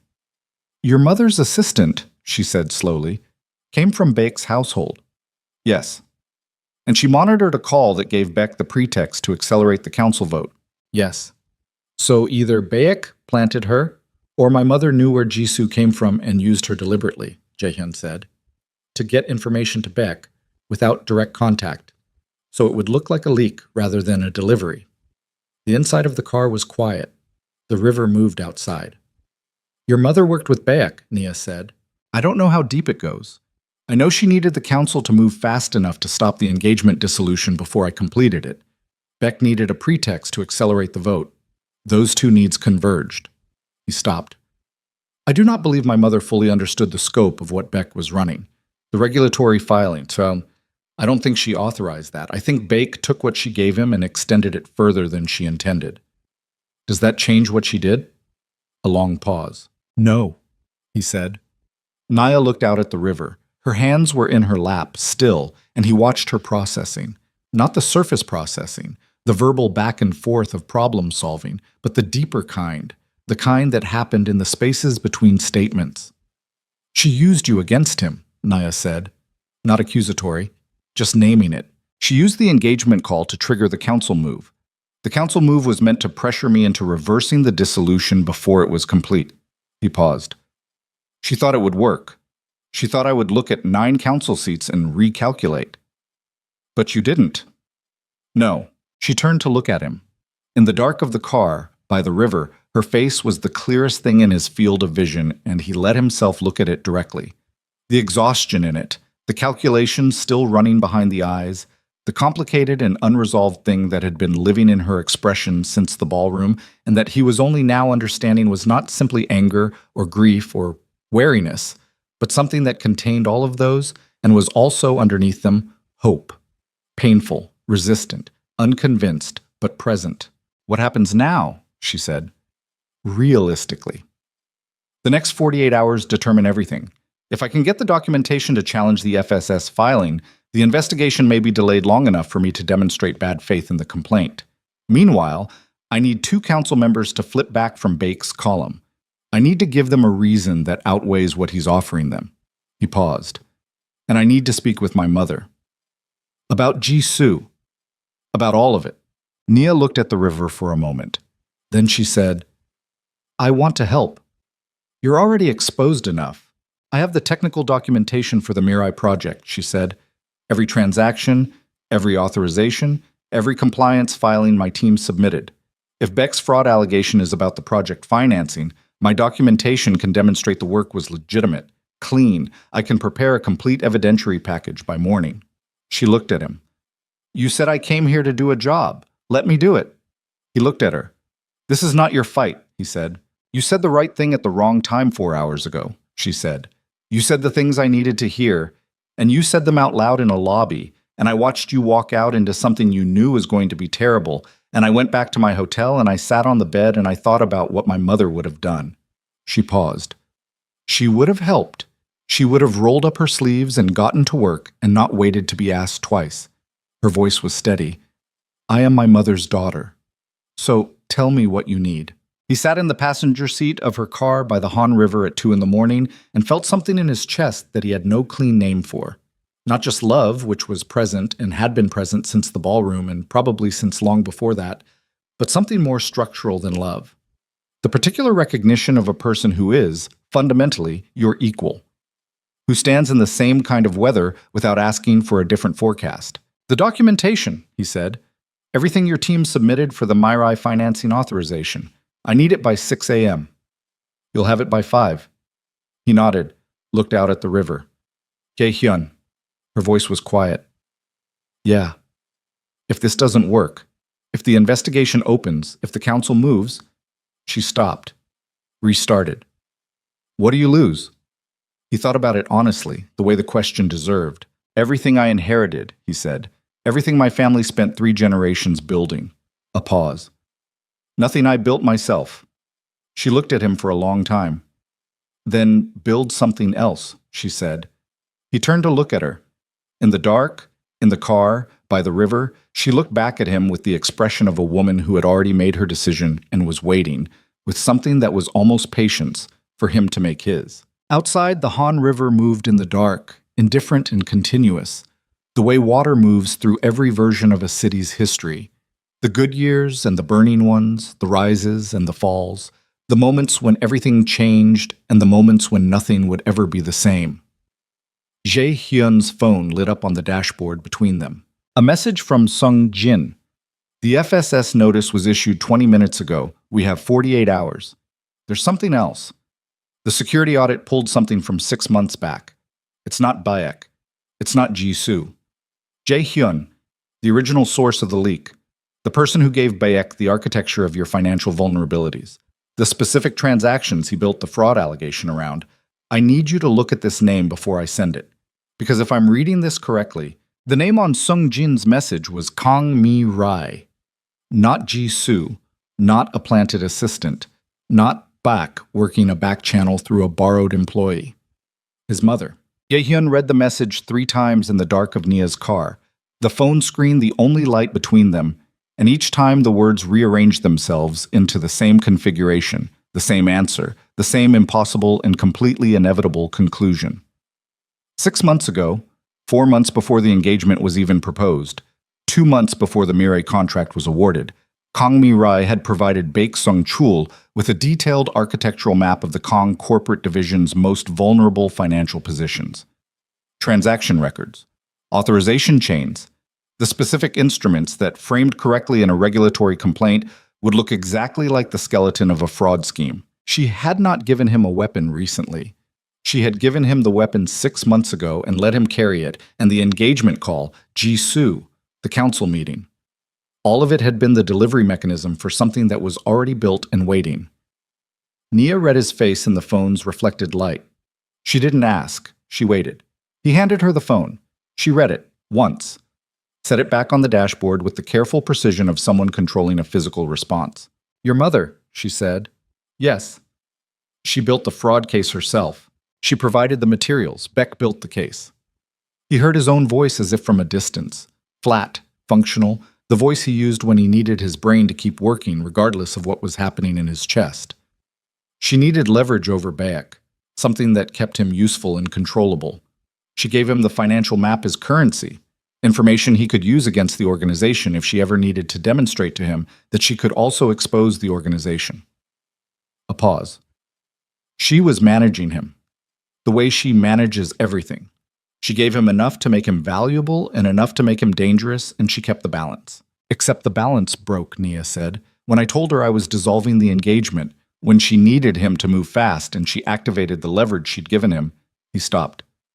She didn't anticipate that he would extend it to the FSS filing. She gave him the information to use as organizational pressure. He used it as a legal weapon. Nia was quiet for a moment. She gave him the knife and didn't expect him to use the blade. Yes, that doesn't make her less responsible for what the blade does. No, he said. It doesn't. He picked up the phone, called Sungjin back. Send me everything, he said. The full audit trail, every document. Jaehyun Sia, send it. It implicates your mother directly in... I know what it implicates. Send it. A pause. Then, sending now. He ended the call. Outside, the river moved. Nia's hands were still in her lap, and she was looking at the water with an expression he couldn't read from the angle, but her jaw was set and her breathing was measured.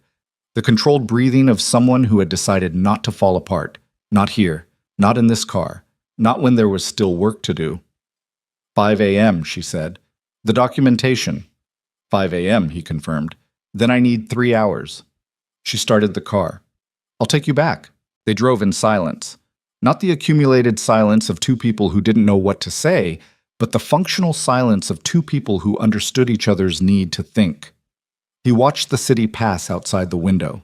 The empty streets, the lit windows, the enormous indifferent infrastructure of a metropolis that kept running, regardless of what any individual inside it was going through. And he thought about his mother. He thought about what she had done 17 years ago and what it had cost. He thought about what she had done 6 months ago and what it was going to cost. He thought about the fact that both decisions had been made from the same place.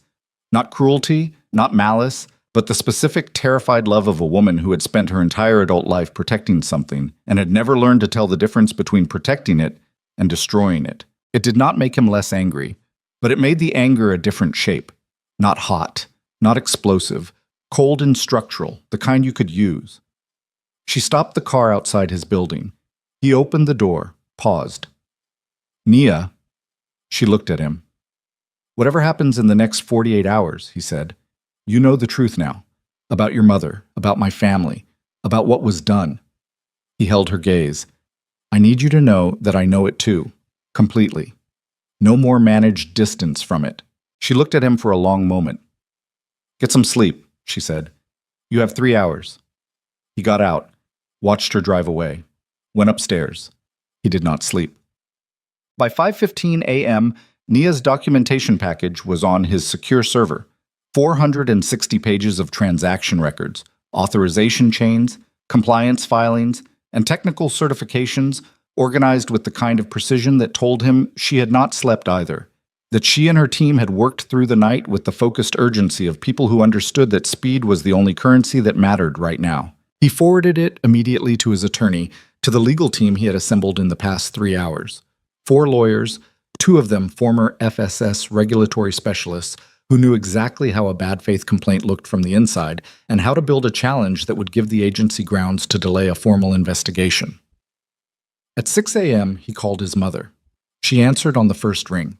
She had been awake. He had known she would be. I need to see you, he said. Now. A pause. Jaehyun, Naomi, my office. 45 minutes. He ended the call before she could construct a reason not to come. She arrived at 6:50, which told him she had come directly without stopping to consult anyone or prepare a position, which meant she already knew what the meeting was about and had decided that preparation was less useful than presence. She was dressed as she always was, composed, appropriate, the external presentation of a woman in complete control of her circumstances. She sat across from him in his office, and he put Sung Jin's audit report on the desk between them, and he watched her look at it. Her face did something he had not seen it do in 35 years. It cracked. Not dramatically, not tears, not collapse, but the specific structural crack of a person whose constructed exterior meets a truth it cannot absorb without fracturing. She had not expected him to have the documentation this fast. She had expected, perhaps, that she would have time to get ahead of it, to construct the version of events that presented her choices as necessary rather than catastrophic. 6 months ago, he said. She didn't speak. You gave Beck the financial map. Before the engagement, before the Mirai contract. You gave it to him as leverage management, to keep him contained. He kept his voice flat. Not to be cruel, because flat was the only register he had that was fully functional right now. You were managing him, the way you manage everything. She looked at the report on the desk. I was protecting the organization. You armed the man who is currently trying to take it from me. I didn't know he would. You gave a weapon to a man you knew was dangerous, and you're surprised he used it. He leaned forward. You told Nia's mother that I had approved them being sent away. You told her that. For 17 years, Nia believed I had chosen to let her go. Her mother worked double shifts for 11 years. She died, Eomeoni. She died without Jae-hyun. His mother's voice had gone somewhere he had never heard it go before. Not cold, not constructed. Somewhere raw and cornered. Don't. His voice cracked on the word. Not with grief, but with the particular break that happens when controlled anger reaches its structural limit. Do not manage this. Do not explain this. I need you to sit in this room and hear me for once without building the response before I finish speaking. She went still. What you did to them was wrong, he said. Not strategic, not necessary. Wrong. And what you did 6 months ago, giving Beck that information, it was wrong. And now it is going to cost this organization everything you spent your life protecting if I don't fix it in the next 40 hours. And I need to know. He stopped, controlled his breathing. I need to know if there is anything else. Anything you did that Beck can use that I don't already know about. Because if I walk into that council room and something surfaces that I wasn't prepared for. There's nothing else, she said. Her voice was very quiet. He looked at her, reading her the way she had always read him. Not for the surface, but for the architecture underneath. There's nothing else, she said again. And this time it was not constructed. It was just tired.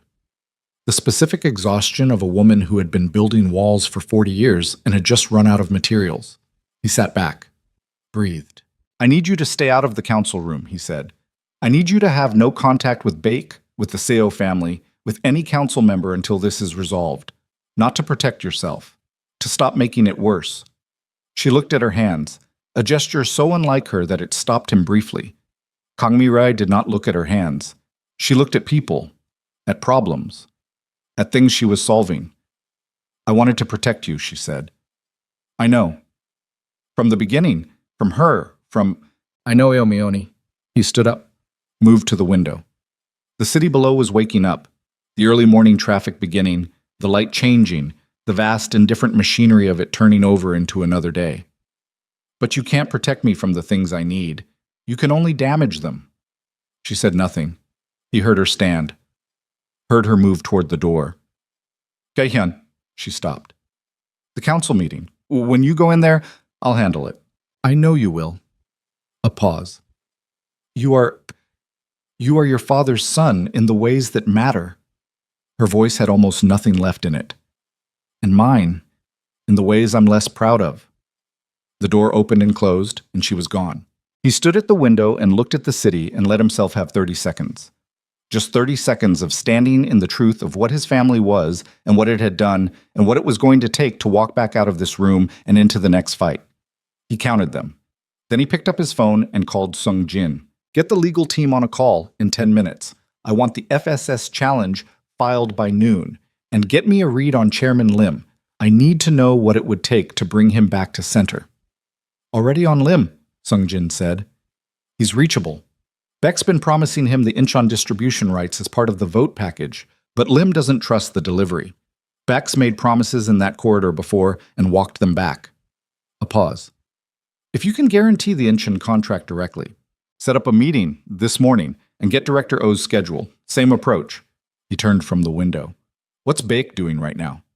He's been in his office since 7. His legal team arrived 40 minutes ago. Sung-jin paused. He knows the challenge is coming. He's preparing for it. Good. Let him prepare. He grabbed his jacket from the back of his chair. I'll be out in 2 minutes. And Sung-jin, when you speak to the Mirai government liaison, tell them we may have a regulatory challenge in process and that it is being addressed. Don't let them hear it from the FSS first. Done. He ended the call. Stood in the center of his office for one moment, the room where his father had made decisions for 20 years before him, where the walls held the weight of everything the family had built and everything they had broken, and he made the decision he had been building toward since the ballroom, since the terrace, since the conference room, since the dark car by the river. Not the engagement decision, not the personal decision, the organizational one.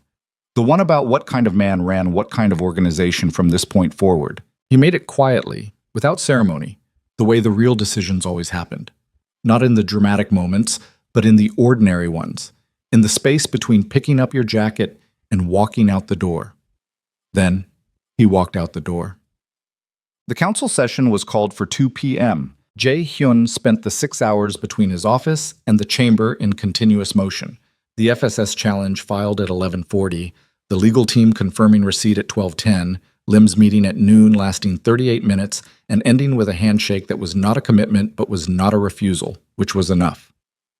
Director O at 1 p.m., 15 minutes, harder than Lim, but ultimately movable by a combination of the Incheon guarantee and the audit documentation showing the specific subsidiary contracts Beck had used to buy his vote, which O had not known were traceable, and the knowledge that they were traceable changed his calculation visibly and immediately. By 1:50, Sung-jin confirmed O was back. Lim was probable. That was 2 seats. Beck's 9 became 7. 7 was not quorum for removal. Jae-hyun arrived at the chamber at 1:58. Beck was already there, already seated. He looked at Jae-hyun when he entered, and Jae-hyun watched his face do a rapid calculation, reading the posture, the timing, the fact that Jae-hyun had arrived 2 minutes early rather than the 5 minutes late that a defensive position would suggest. Beck was not stupid. He understood immediately that something had shifted. Jae-hyun sat at the head of the table. He did not look at Beck again. The room filled. 11 men, same as the night before, same chairs, same city through the window.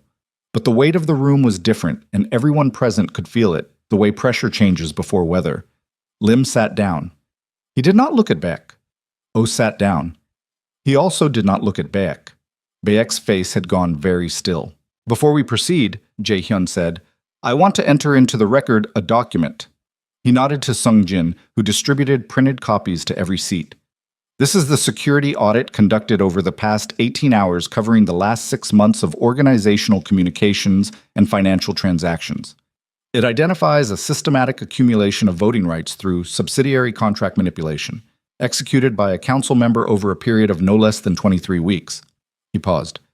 It also identifies the source of the financial information used to construct the FSS regulatory complaint filed yesterday afternoon as originating from a breach of the organization's internal security, not from any legitimate compliance concern. The room was reading, the specific silence of 11 men processing information that was reorganizing what they thought they knew. Beck said, This is a fabrication. The audit trail is time-stamped and sourced, Jae-hyun said. Every document is independently verifiable.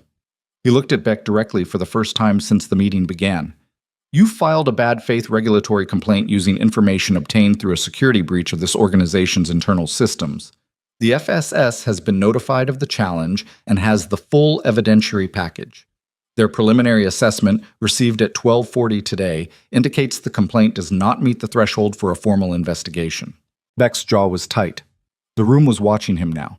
Furthermore, Jae-hyun said, the subsidiary contracts used to secure council votes, specifically the Incheon distribution rights promised to Chairman Lim and the Northern Corridor access promised to Directors Choi and Park, are not within your authority to offer. They are organizational assets.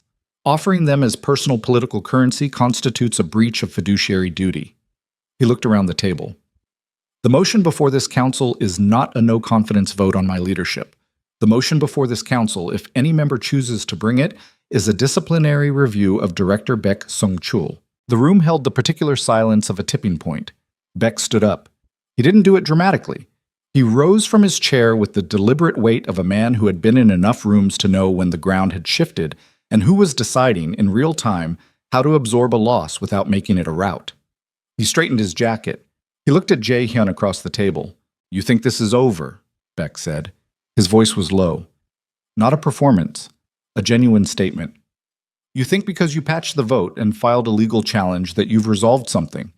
He looked around the table, slow and deliberate. "This organization has a structural problem. It has had one for 3 years.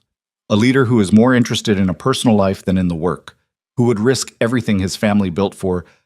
He stopped. Let the implication sit. "Say it," Jae-hyun said. Beck looked at him. "Say what you mean. In this room. On the record." A pause. The room was absolutely still. "A foreign woman," Beck said. "A nobody. The daughter of a housekeeper." The words landed in the room and stayed there. Jae-hyun stood up. He did not raise his voice. He did not need to. He looked at Baek and the 11 men surrounding them, and he stood at the head of the table where his father had stood and his grandfather before that, and he spoke in the quiet register that everyone in this room had learned over years was the register that meant the words were final. "Her name is Nia Brooks," he said. "She founded and leads a $300 million technology company. She holds 7 patents in quantum encryption. She was contracted by the South Korean government, not by me, by the government, because her work is the only architecture capable of supporting the Mirai project." He paused. "And in the past 48 hours, while this council was running a destabilization campaign against this organization, she spent the night building the evidentiary package that stopped the FSS complaint from becoming a formal investigation. She did it for a company she could have walked away from, for a project she had no personal obligation to save." He looked around the room. "She saved this organization, not me. Her." The room was silent. "Her mother," Jae-hyun said, "was a housekeeper in my family's home. She was a decent woman who worked honestly and was treated as disposable." His voice did not waver. "I will not participate in a world that treats people as disposable. Not in this organization, not in this family, not anymore." He looked at Baek. "You are relieved of your council seat pending the disciplinary review. Your access to organizational systems is suspended effective now. Sung-jin will manage the transition of your responsibilities." Beck looked at him. He looked for a long time. And then, in the face of 9 men who had stopped being his, in a room where the arithmetic had irreversibly changed, he picked up his copy of the audit report, straightened his jacket again, and walked to the door. At the door he stopped, didn't turn around. "You think love is enough to run this," he said. "You'll find out it isn't." He left. The door closed. Jae-hyun stood at the head of the table and looked at the 10 remaining men.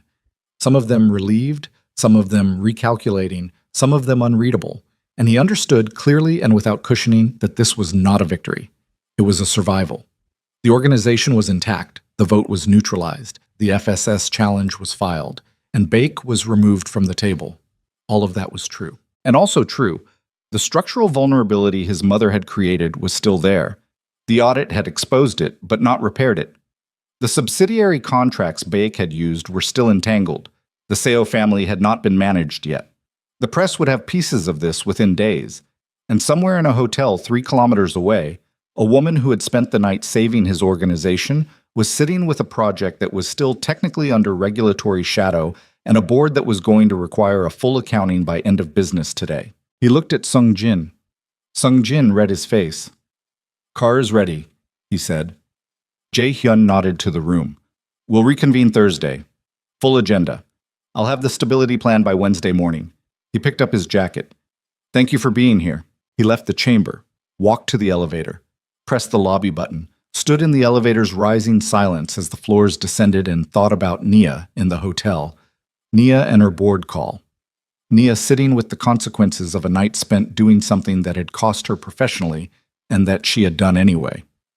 The elevator reached the lobby. The doors opened. She was standing there, not at the hotel. Here. In the lobby of the building she had no access to, standing with her project bag over one shoulder and her phone in her hand, and when she saw him, she didn't smile, didn't move toward him, just held his gaze across 20 feet of marble lobby with the expression of a woman who has been holding something together through pure will and is waiting to find out if it was worth it. He walked toward her, stopped 2 feet away. The vote? She said. Tabled indefinitely. Beck is removed. She exhaled. A small, controlled exhale. Not relief, not celebration, but the physical release of a body that has been operating under maximum tension for 15 hours. The FSS, she said. Challenge filed. Preliminary assessment is favorable. We'll know in 72 hours. She nodded, looked at him. Your board call? He said. 2 hours ago. I gave them the full picture. A pause. They want to review the project continuation decision by end of week. It's not a suspension, but it's not a clearance. She looked at him steadily. James thinks we can demonstrate sufficient compliance integrity to satisfy them. I think so too. You'll have everything you need from our side. Every document, every authorization, I know, she said. I know I will. They stood in the lobby, 2 feet apart, surrounded by the motion of a building returning to its ordinary operations, and the distance between them felt like the last version of a distance that had been closing for 9 years, since a ballroom and a terrace, and a conference room and a car by the river, and a night of work that had changed the shape of something permanent. I said something in front of the council, he said. What? I said your name. He looked at her directly. I said it the way it deserves to be said, in front of every person in that room. Her expression shifted. Not a smile. Something past a smile. Something more complicated and more real. Her eyes did the thing they had been doing since the ballroom, the thing where the composure was fully present, and underneath it, something else was present too, something that had been waiting under 9 years of survival and ambition and grief and building, something that was finally, cautiously, looking for a way out. Jae-hyun, she said. Her voice was quiet. I have to tell you something. He waited. When my mother was in the hospital, she said, at the end, she asked me if I still thought about you. Her voice stayed level, which cost her something visible. I told her no. I told her I had moved past it. I told her... She stopped, breathed. She looked at me and she said, you never could lie about the things that mattered. He stood, very still. I couldn't lie to her, Naya said. I've been lying to myself for 9 years about it, but I couldn't lie to her. She looked at him with the particular direct gaze of a woman who has decided that the next thing she says is going to be the true thing, regardless of the cost. I need you to know that. Before whatever comes next, before the press and the council and the FSS and all of it, I need you to... His phone rang. The second phone. Sungjin's number. He looked at it. Looked at her. Answer it, she said. He answered. Sungjin's voice was stripped down to its essential components. The press already has it. Someone in the council room. A leak. I don't know who yet. It's going to multiple outlets simultaneously. They have the engagement dissolution, Bayek's removal, the FSS complaint, your statement in the council room about... A breath. About her. About what you said. It's all going out tonight. A pause. Jae-hyun-si. There's a photographer outside the building right now. Someone called them ahead. This was planned. Whoever leaked it wanted the image of the two of you together when the story broke. Jae-hyun looked at Nia. She was reading his face, already understanding the outline of it. How long? He said into the phone. The story goes live in 40 minutes, maybe less. He ended the call, put the phone in his pocket, looked at Nia. The story is breaking, he said. Tonight. All of it. The engagement. Back. What I said in the council room. Someone leaked it, and there's a photographer outside right now waiting for us to walk out together. He watched her face. If we walk out together, the image runs with the story. It becomes the story. Your company, your board, your reputation, Jae-hyun. Her voice was steady. It's going to be a significant... Jae-hyun. She stepped forward, one step, closing the last of the 2 feet between them. I spent 9 years building something so large that no one could hand me an envelope and tell me to leave by morning. She looked up at him. Let them take the picture. Outside, 40 minutes from becoming permanent, the city waited. The press waited. The story waited.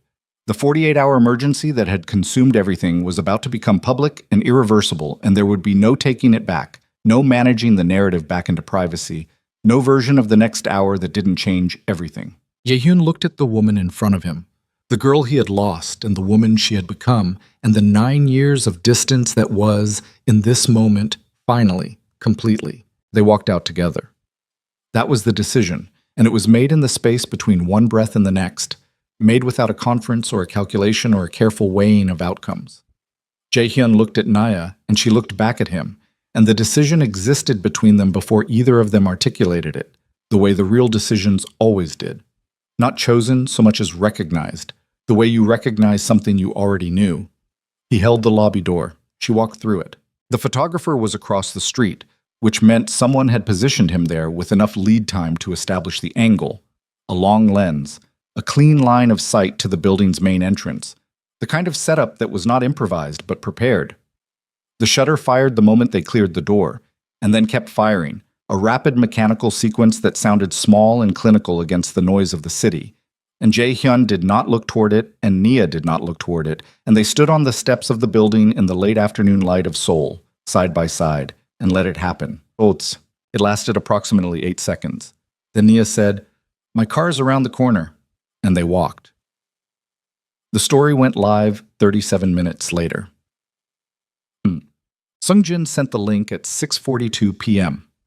Jae-hyun read it in the back of a car while Nia sat beside him reading it on her own phone, and the article was what he had expected, detailed, accurate in its outline, charged in its framing.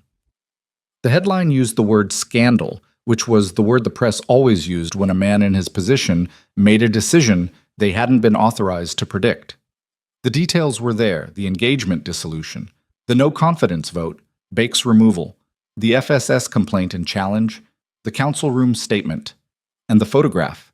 The two of them on the steps, not touching, not posed, not performing anything, just standing together in the honest light of a city that had been watching both of them for very different reasons. The photograph was, Jae-hyun thought, the most truthful image that had ever been taken of him. His phone began going. Nia's phone began going. The syndicate's communications team sent a holding statement to 14 media outlets simultaneously. His attorney called, and he let it go to voicemail. Seo Yeonji's family's representative called, and he let that go too, because that conversation required more than a moving vehicle and a phone, and because whatever he owed the Seo family he intended to pay properly and in full and not in the back of a car. "You're bored," he said. Nia was still reading. "They've seen it. What do they need from you?" "A call tonight. They'll want my read on reputational exposure." She lowered her phone, looked out the window. The city was doing its evening shift. The transition from workday to night, the lights changing character, the traffic thickening. The photograph puts me at the center of a story about an organized crime family's internal power struggle. Yes, that's not a position most tech CEOs voluntarily occupy. No, she turned to look at him. "I did it voluntarily." "I know. I want to be clear about that. Not for you, for myself. I made that choice with full understanding of what it looked like."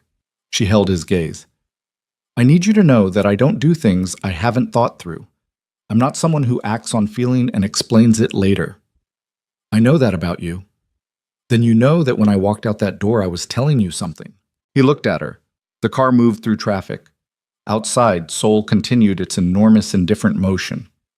"I know," he said quietly. She turned back to the window, picked up her phone. "I need an hour to prep for the board call. Can you? I'll have Sungjin send a car." She nodded. Then, "After the call, come find me." The next 72 hours were the worst and most clarifying of Jae-hyun's professional life. The press coverage metastasized the way press coverage does when the story has every element that makes people stop scrolling: power, money, romance, a family empire fracturing in public, a woman in a black dress on a flight of steps beside the most feared man in Korean organized crime. It ran in Korean media, then Japanese, then got picked up by 2 international financial outlets who framed it as a corporate governance story, then by a culture site in New York that wrote it as something else entirely, something closer to what it actually was. He did not manage his own coverage. He let his communications team issue factual statements where factual statements were appropriate, and made no personal comment, because personal comment would give the story oxygen, and the story needed to be allowed to exhaust itself rather than fed. He focused instead on the things that were within his actual control: the FSS challenge, which proceeded favorably; the Seo family conversation, which he had in person, in their home, sitting across from Yeonji's father for 40 minutes, and speaking honestly about what he should have said 6 weeks ago when the engagement was proposed. and the organizational stability plan, which he delivered to the council on Thursday morning, and which ran 60 pages and proposed the most significant structural reform the syndicate's corporate division had undergone in 20 years. The CO conversation was the hardest. He had expected anger. Yeonji's father gave him something worse, a long, measured silence, and then, she knew. A pause. My daughter. She knew from the night of the party that you were not fully present in this arrangement. He looked at Jae-hyun across the table. She told me the next morning that the woman from the Mirai delegation was someone from your past. I told her she was imagining things. He picked up his tea. I was wrong, and she was right. Jae-hyun said, I owe your daughter an apology, a direct one. She doesn't want an apology. The older man set down his cup. She wants to not have wasted 14 months. Those are different things, and only one of them you can give her. I can honor the business terms we negotiated, every financial protection the engagement was meant to provide. I'll structure it as a direct corporate agreement, no personal component, clean and legally binding. A long pause. You should have proposed that 6 weeks ago, Yeonji's father said. Yes, Jae-hyun said, I should have. The meeting ended without warmth, but without destruction, which was the best outcome available. He met with Yeonji herself the following day in a hotel lobby near her family's offices, and she received him with the composed precision that characterized everything about her and listened to his apology with an expression that was not forgiving but was not hostile. The expression of a woman who had already processed the situation and arrived at her own conclusions and had no interest in being managed through someone else's guilt. You were honest with me at the party, she said. When I asked who she was, you told me not to worry about her, and I knew what that meant. She looked at him steadily. I chose to go forward anyway because my family needed the alliance. That was my choice. I'm not a victim of it. You deserved better than the choice you were given, he said. She was quiet for a moment. Then, so did she. 17 years ago. She stood. Make it right, Kang Jae-hyun. That's the only thing either of us needs from you. She left. He sat in the hotel lobby for 10 minutes, thinking about the particular kind of decency that existed in people who had every reason to be otherwise, and felt the weight of how many people had paid the cost of choices he had failed to make sooner. Nia's board cleared of the project continuation on Friday afternoon. The FSS issued its final determination on the regulatory challenge Monday morning, bad faith complaint, insufficient grounds, case closed without formal investigation. Jae-hyun read the determination in his office and felt not triumph but the specific quiet of a structural repair that had held under load. The building had not fallen. The foundation was exposed and needed work, but it had not fallen. He sent Nia the FSS determination the moment it came through. Her response came back in under 2 minutes. Good. James is doing a happy dance. Don't tell him I told you.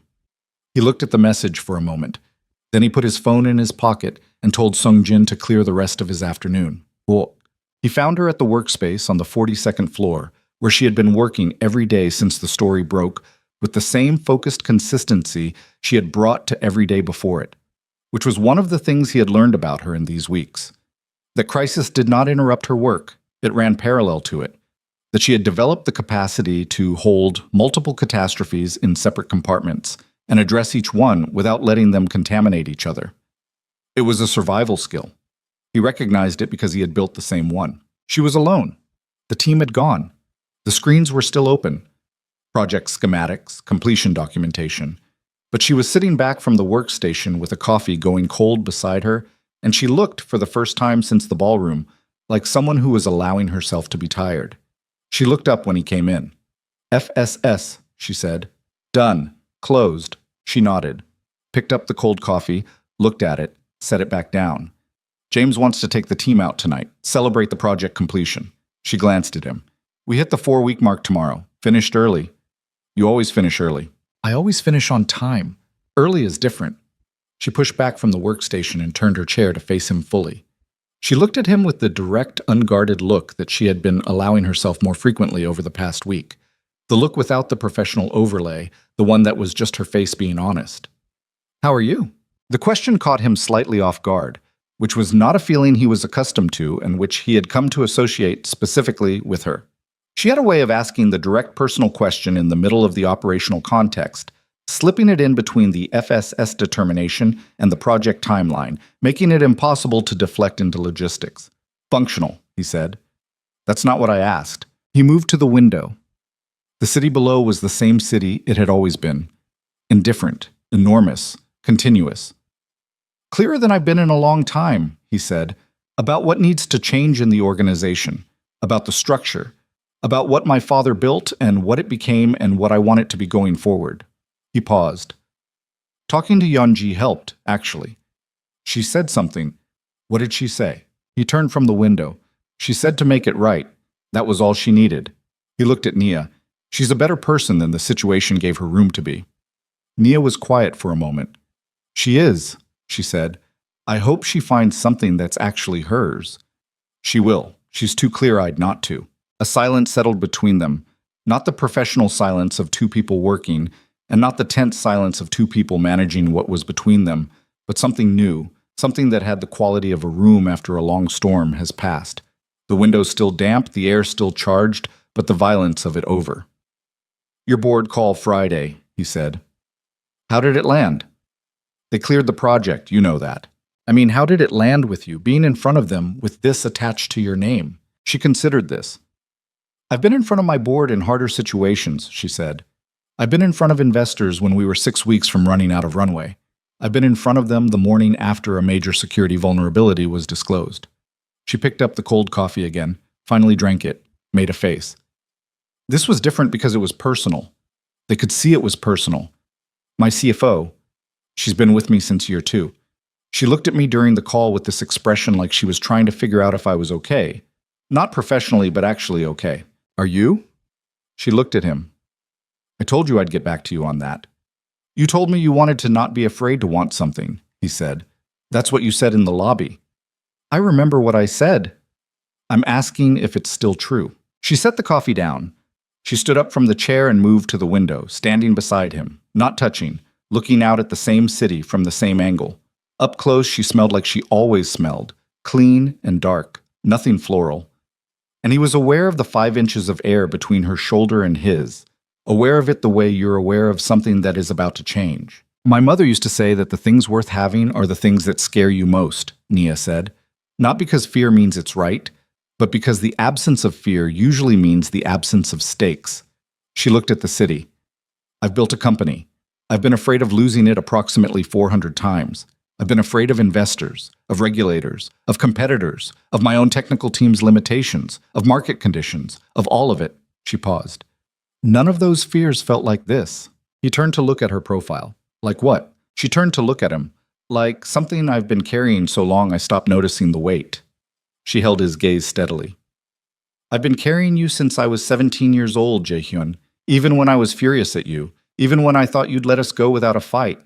I built the company partly to prove something to a version of you I'd constructed in my head, a version that was cold and strategic and had chosen his family's empire over me. She stopped. And then I came back here and you dropped your champagne glass. He didn't speak. He let her have the room. You dropped it and I knew, she said. I knew immediately that the version I'd constructed was wrong, and that made everything harder, not easier, because it meant 9 years of anger had been keeping something else at bay, and without the anger I had to actually feel the other thing. She exhaled. The other thing is terrifying. What is it? He said. His voice was very quiet. She looked at him for a long moment. Then she said, I love you. I've loved you since I was 17, and I never stopped, and I'm furious about it, and I'm done pretending otherwise. The 42nd floor was silent. The city moved below the window, vast and indifferent, and inside the glass, the two of them stood with the truth between them. Not clean, not resolved, not the simple reunion of people who had been kept apart by external forces, but the complicated and specific truth of two people who had been shaped by each other's absence and were now, finally, standing in each other's presence, with nothing left to manage. He reached up and touched her face, one hand, his thumb at her cheekbone, the specific, careful touch of a person who has been imagining something for a very long time and is now terrified of the reality of it. She let him. I never stopped, he said. Not for a day. She turned her face slightly into his hand. It was the smallest motion. It broke something open in his chest that he understood would not close again, and he did not want it to close again, and the relief of not wanting it to close was enormous and exhausting, and the best thing he had felt in 9 years. She said quietly, "Don't disappear on me again." "Never," he said. "Not for any reason, not for any amount of money or obligation or empire or—" "Jae-hyun." She put her hand over his, the hand at her face. "Stop talking." He stopped talking. The story did not end that evening on the 42nd floor. Stories of that weight, the kind built from 17 years of distance and grief and survival, and the specific stubbornness of love that won't be managed into irrelevance, don't end in single moments. They end in accumulation. In the slow building of ordinary days that are extraordinary only because you're in them with the right person. What followed was not easy. It was not meant to be easy, and neither of them approached it expecting ease. The organizational reforms that Jae-hyun had outlined in the stability plan took 11 months to fully implement. The syndicate's criminal operations were not abandoned overnight.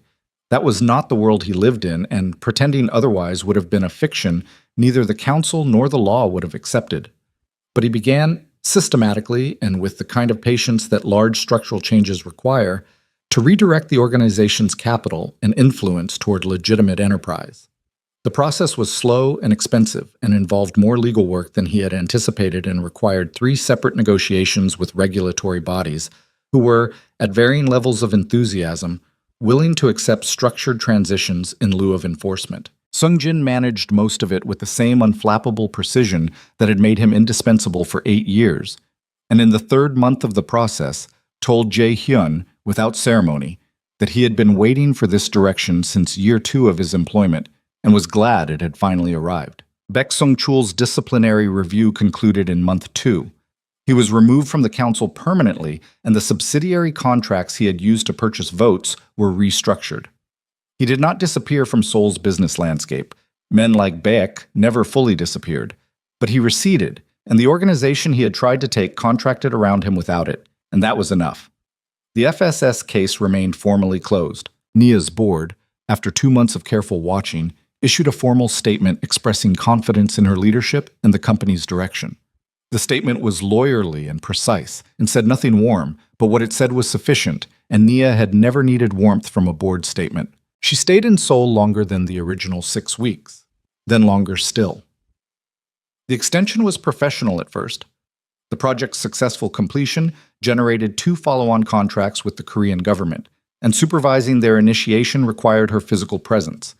And then it became something that was not professional at all, and she stopped applying professional justifications to it. She kept her apartment in New York. She opened a Seoul office for Brooks Quantum Systems in month 4, which her CFO characterized in the quarterly report as a strategic expansion into the Asia-Pacific market, and which Nia characterized in a call with James Lim as, "I live here now, James, please update the org chart." James updated the org chart. Kang Mi-rae spent the first month after the story broke in deliberate withdrawal. She did not contact Jae-hyun, did not attend council sessions, did not appear at the family's regular social obligations. Jae-hyun understood this as the withdrawal of a woman who was, in her own way, processing, not with therapy or conversation or any of the mechanisms that ordinary people use to work through catastrophic self-knowledge, but with the particular internal reckoning of someone who had run on certainty their entire life and had been shown, clearly and irrefutably, that the certainty had cost more than it built. He called her in month 2. She answered. "I'd like to have dinner," he said. Not a conversation, not a resolution, dinner. A pause. "Thursday," she said. Thursday dinner lasted 3 hours. They talked about his father, his condition, which was stable, which was the best word available for a man in his situation. They talked about the organization, about the reforms, about the council's adjustment to the new structure. They did not talk about Nia. They did not talk about Jisoo, who had resigned in month 1 and whose departure his mother had noted with a silence that told him she understood exactly what the resignation represented. At the end of the evening, when they were standing outside the restaurant on a street in Gangnam, his mother said, "She's staying." "Yes," he said. "The Seoul office." "Yes." His mother looked at the street. The traffic was light at this hour. A weeknight, late. The city doing its lower register thing. She was quiet for a long moment. "Your grandmother," she said finally, "came from nothing. Less than nothing. Her family had There was nothing there.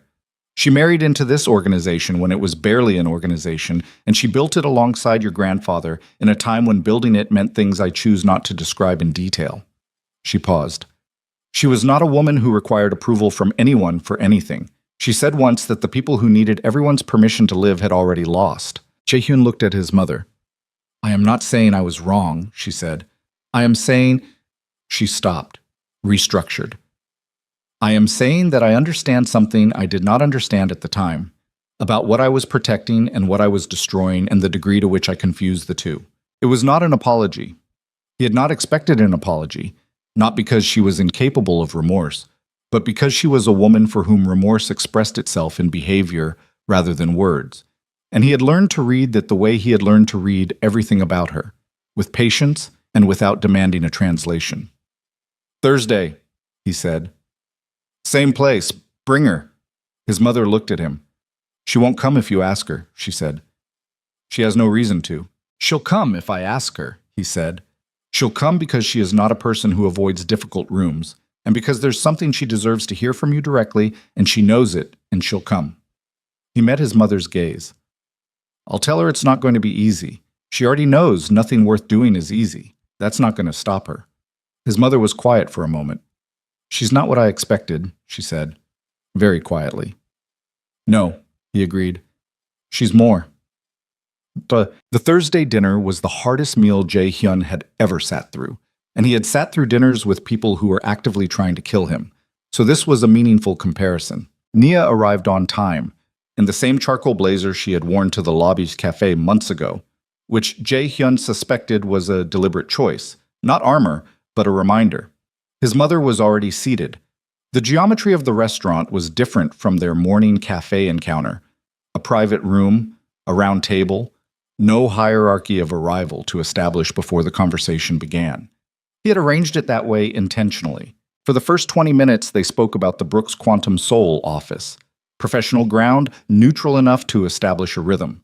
His mother asked intelligent questions about the quantum encryption architecture. She had done her research, which was consistent.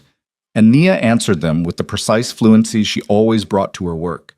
And across the table, Jae-hyun watched two women who were both, in their own ways, the most formidable people he had ever known, carefully taking each other's measure. Then his mother set down her chopsticks and looked at Nia directly and said, I told your mother a lie the night we sent you away.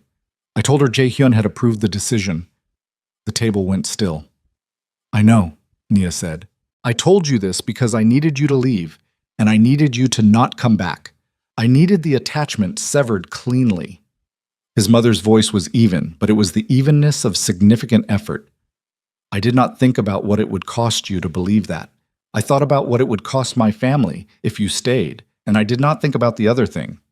Nia looked at her. She did not fill the silence. She waited. Your mother, Kang Mi-rae said, was a person of considerable dignity in her work and in the way she carried what was done to her. A pause. I know she is gone. I have known for 2 years. I keep track of the people I have affected. She looked down at her hands, a gesture she shared with her son. I cannot repair what she experienced. I cannot give her back what she lost.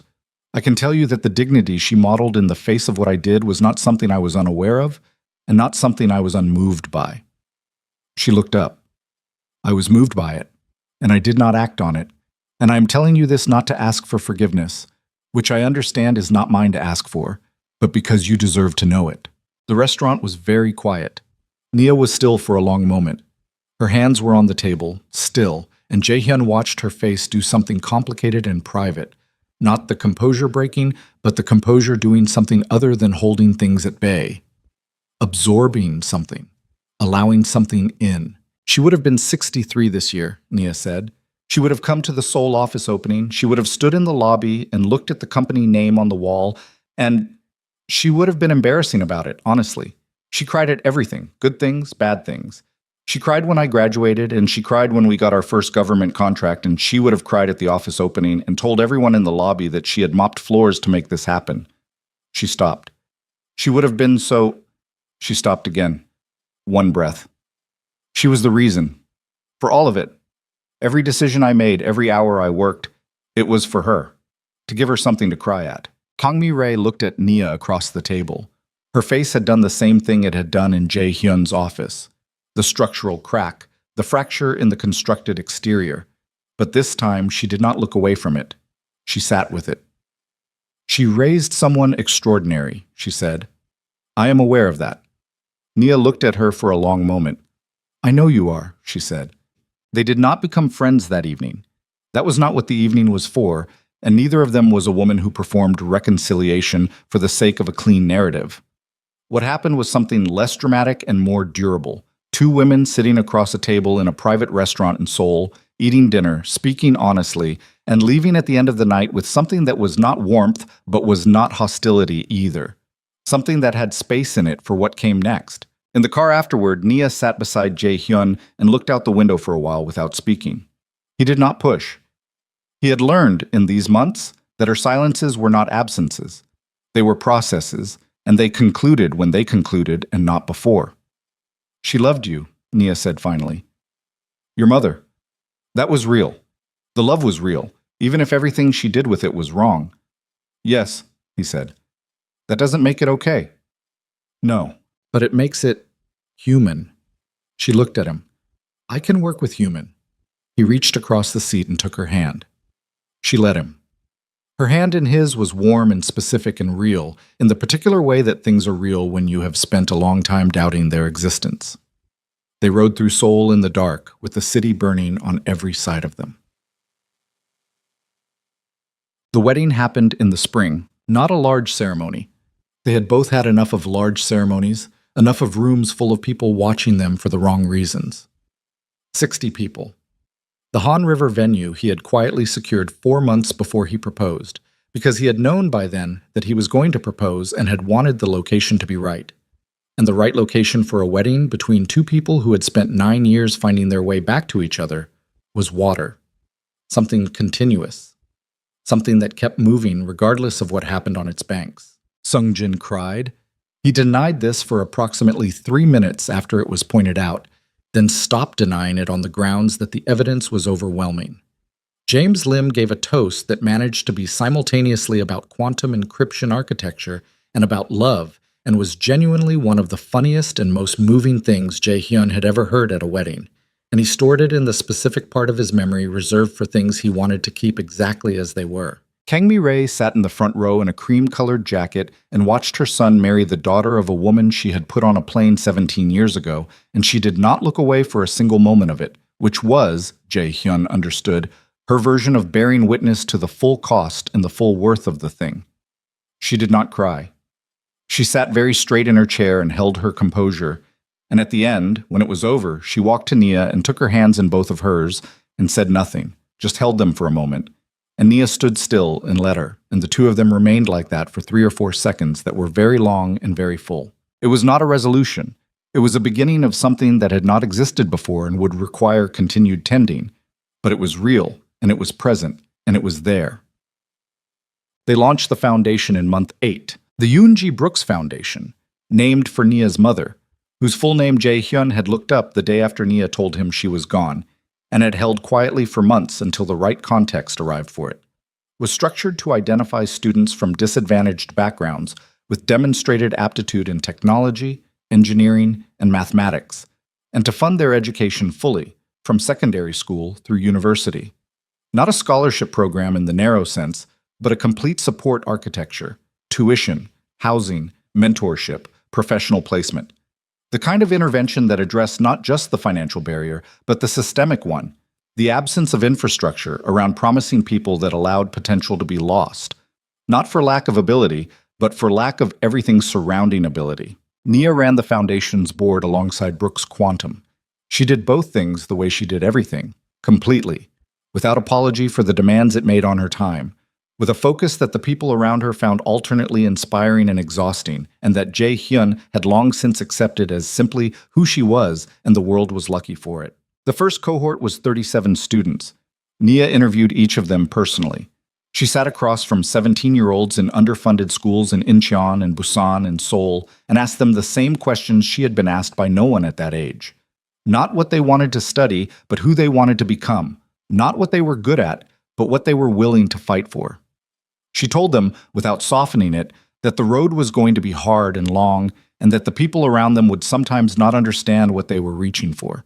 She told them that this was not a reason to reach for something smaller. She told them about her mother without telling them about her mother. Just the structure of it, the bones of a story about a woman who worked double shifts so that something could be built, so that something could matter, so that the world her daughter would inhabit could be larger than the world available to her. She did not say the name. She did not need to. Every student in every room understood what she was saying, and several of them, over the following weeks, wrote letters to the foundation that began with variations of "My mother." Jae-hyun read those letters when Nia left them on the kitchen table, which she did every Friday evening. He read them and thought about the specific human capacity to transform what has been done to you into something that protects someone else from the same thing. He thought about it not philosophically but practically, as a choice, made repeatedly, requiring effort, not automatic, not guaranteed, built through the accumulated decisions of a woman who had every reason to close and had chosen, consistently and stubbornly, to remain open. He thought, "This is the most courageous thing I have ever watched anyone do." He thought it many times over the years. It did not become less true with repetition. A year after the wedding, on a Tuesday evening in late March, Nia set down the report she had been reading and said his name. He looked up from his own work across the table. She held a look that he had learned by now to read in its finest details. The architecture of her face, the specific configuration of her eyes when something significant was present in them. He was reading it now, and what he read was enormous and terrifying and exactly what it was. And the recognition of it went through him like something seismic, the particular internal shift of a life reorganizing around a new center of gravity. "Nia," he said. She was very still across the table. "Yeah," she said. Her voice was steady, but underneath the steadiness was something that was not quite calm, something that was the anticipation of a response, the particular vulnerability of someone who has said the true thing and is waiting to see what the air does with it. He stood up, moved around the table, went to his knees in front of her chair, which put him at her level, which put him looking directly at her face, which was where he needed to be. He put both his hands over hers where they rested in her lap. She looked at him. Her eyes were bright and her jaw was tight with the effort of holding the enormous thing quietly. And she was the most beautiful and most real person he had ever looked at. And he was 36 years old and she was 35. And they had 17 years of distance behind them, and 1 year of this in front of them, and an entire future that was finally theirs. He said, "Tell me." She told him. He stayed on his knees in front of her chair for a long time after she did. His head bowed, his hands around hers, breathing. Outside the window, the Han River moved in the dark the way it always did. Indifferent and continuous. The way water moves through every version of a city's history. The lights of Seoul were all around them. The city was enormous and alive and going about its business with the splendid and complete indifference that cities have always brought to the private moments of the people inside them. He thought about his father, in his room in the house in Yongsan, his hands still and his memory inconsistent and his body diminished, but alive, and still sometimes lucid enough to know his son's name and to say it with a warmth that made Jae-hyun understand each time what had been worth preserving in the generation before his. He thought about Nia's mother in a hospital room in Boston, not seeing the company, not seeing any of it, not seeing this. He thought, "I will make sure our child knows her name." He lifted his head, looked at Nia. She was looking back at him with the expression that was hers entirely. Not softness, not the clean emotional resolution of a story that had arrived at its destination, but something more complex and more true than resolution. The face of a woman who had been afraid and had kept going, who had been alone and had kept building, who had lost things that were irreplaceable and had refused to let the loss be the last word. A woman who had walked into his ballroom in a black dress with 9 years of survival on her shoulders and had stood her ground without flinching and had stayed. "Are you okay?" he said. She looked at him for a moment. Then she laughed. Short, real, the laugh of someone releasing pressure that had been building since the words came out of her mouth. "Ask me again in 7 months," she said. He pressed his mouth to her hands. Stayed there. Outside the window, the river kept moving. The city kept burning. The years behind them were what they were. The cost of them real. The damage of them real. The losses permanent and unrepaired and carried. None of it erased. All of it present. The way the past is always present in the people it has shaped. And present also. This room, this light, this woman, this truth. The thing that had survived 17 years of distance and one family's damage and one young man's failure of nerve, and two people's separate and parallel lifetimes of building something strong enough to withstand everything that had already tried to end it. It had not been easy. It was not finished being hard. There was work ahead. The foundation, the organization, the slow and imperfect repair of things that had been broken and could not be unbroken, only tended. There was his mother and his father and the council and the press and all the ordinary machinery of a life that was embedded in a world that did not stop requiring things of you because you had finally figured out something true. But the thing that mattered most in this room, in this moment, was not the work. The work would be there tomorrow. The work would always be there. What was here, right now, was this. The girl he had lost. The woman she had become. The life they had built not in spite of everything it had cost, but through it, on the other side of it, carrying the full weight of it, and walking forward anyway. Ye-hyun stayed on his knees in front of her chair with his hands around hers, and the Han River moving in the dark outside the window, and the city enormous and indifferent all around them. And he understood, finally, completely, without reservation, that the greatest thing he had ever done was not run an empire. It was stay on his feet long enough to deserve her, and this time nothing was going to take that from him. Nothing in the world.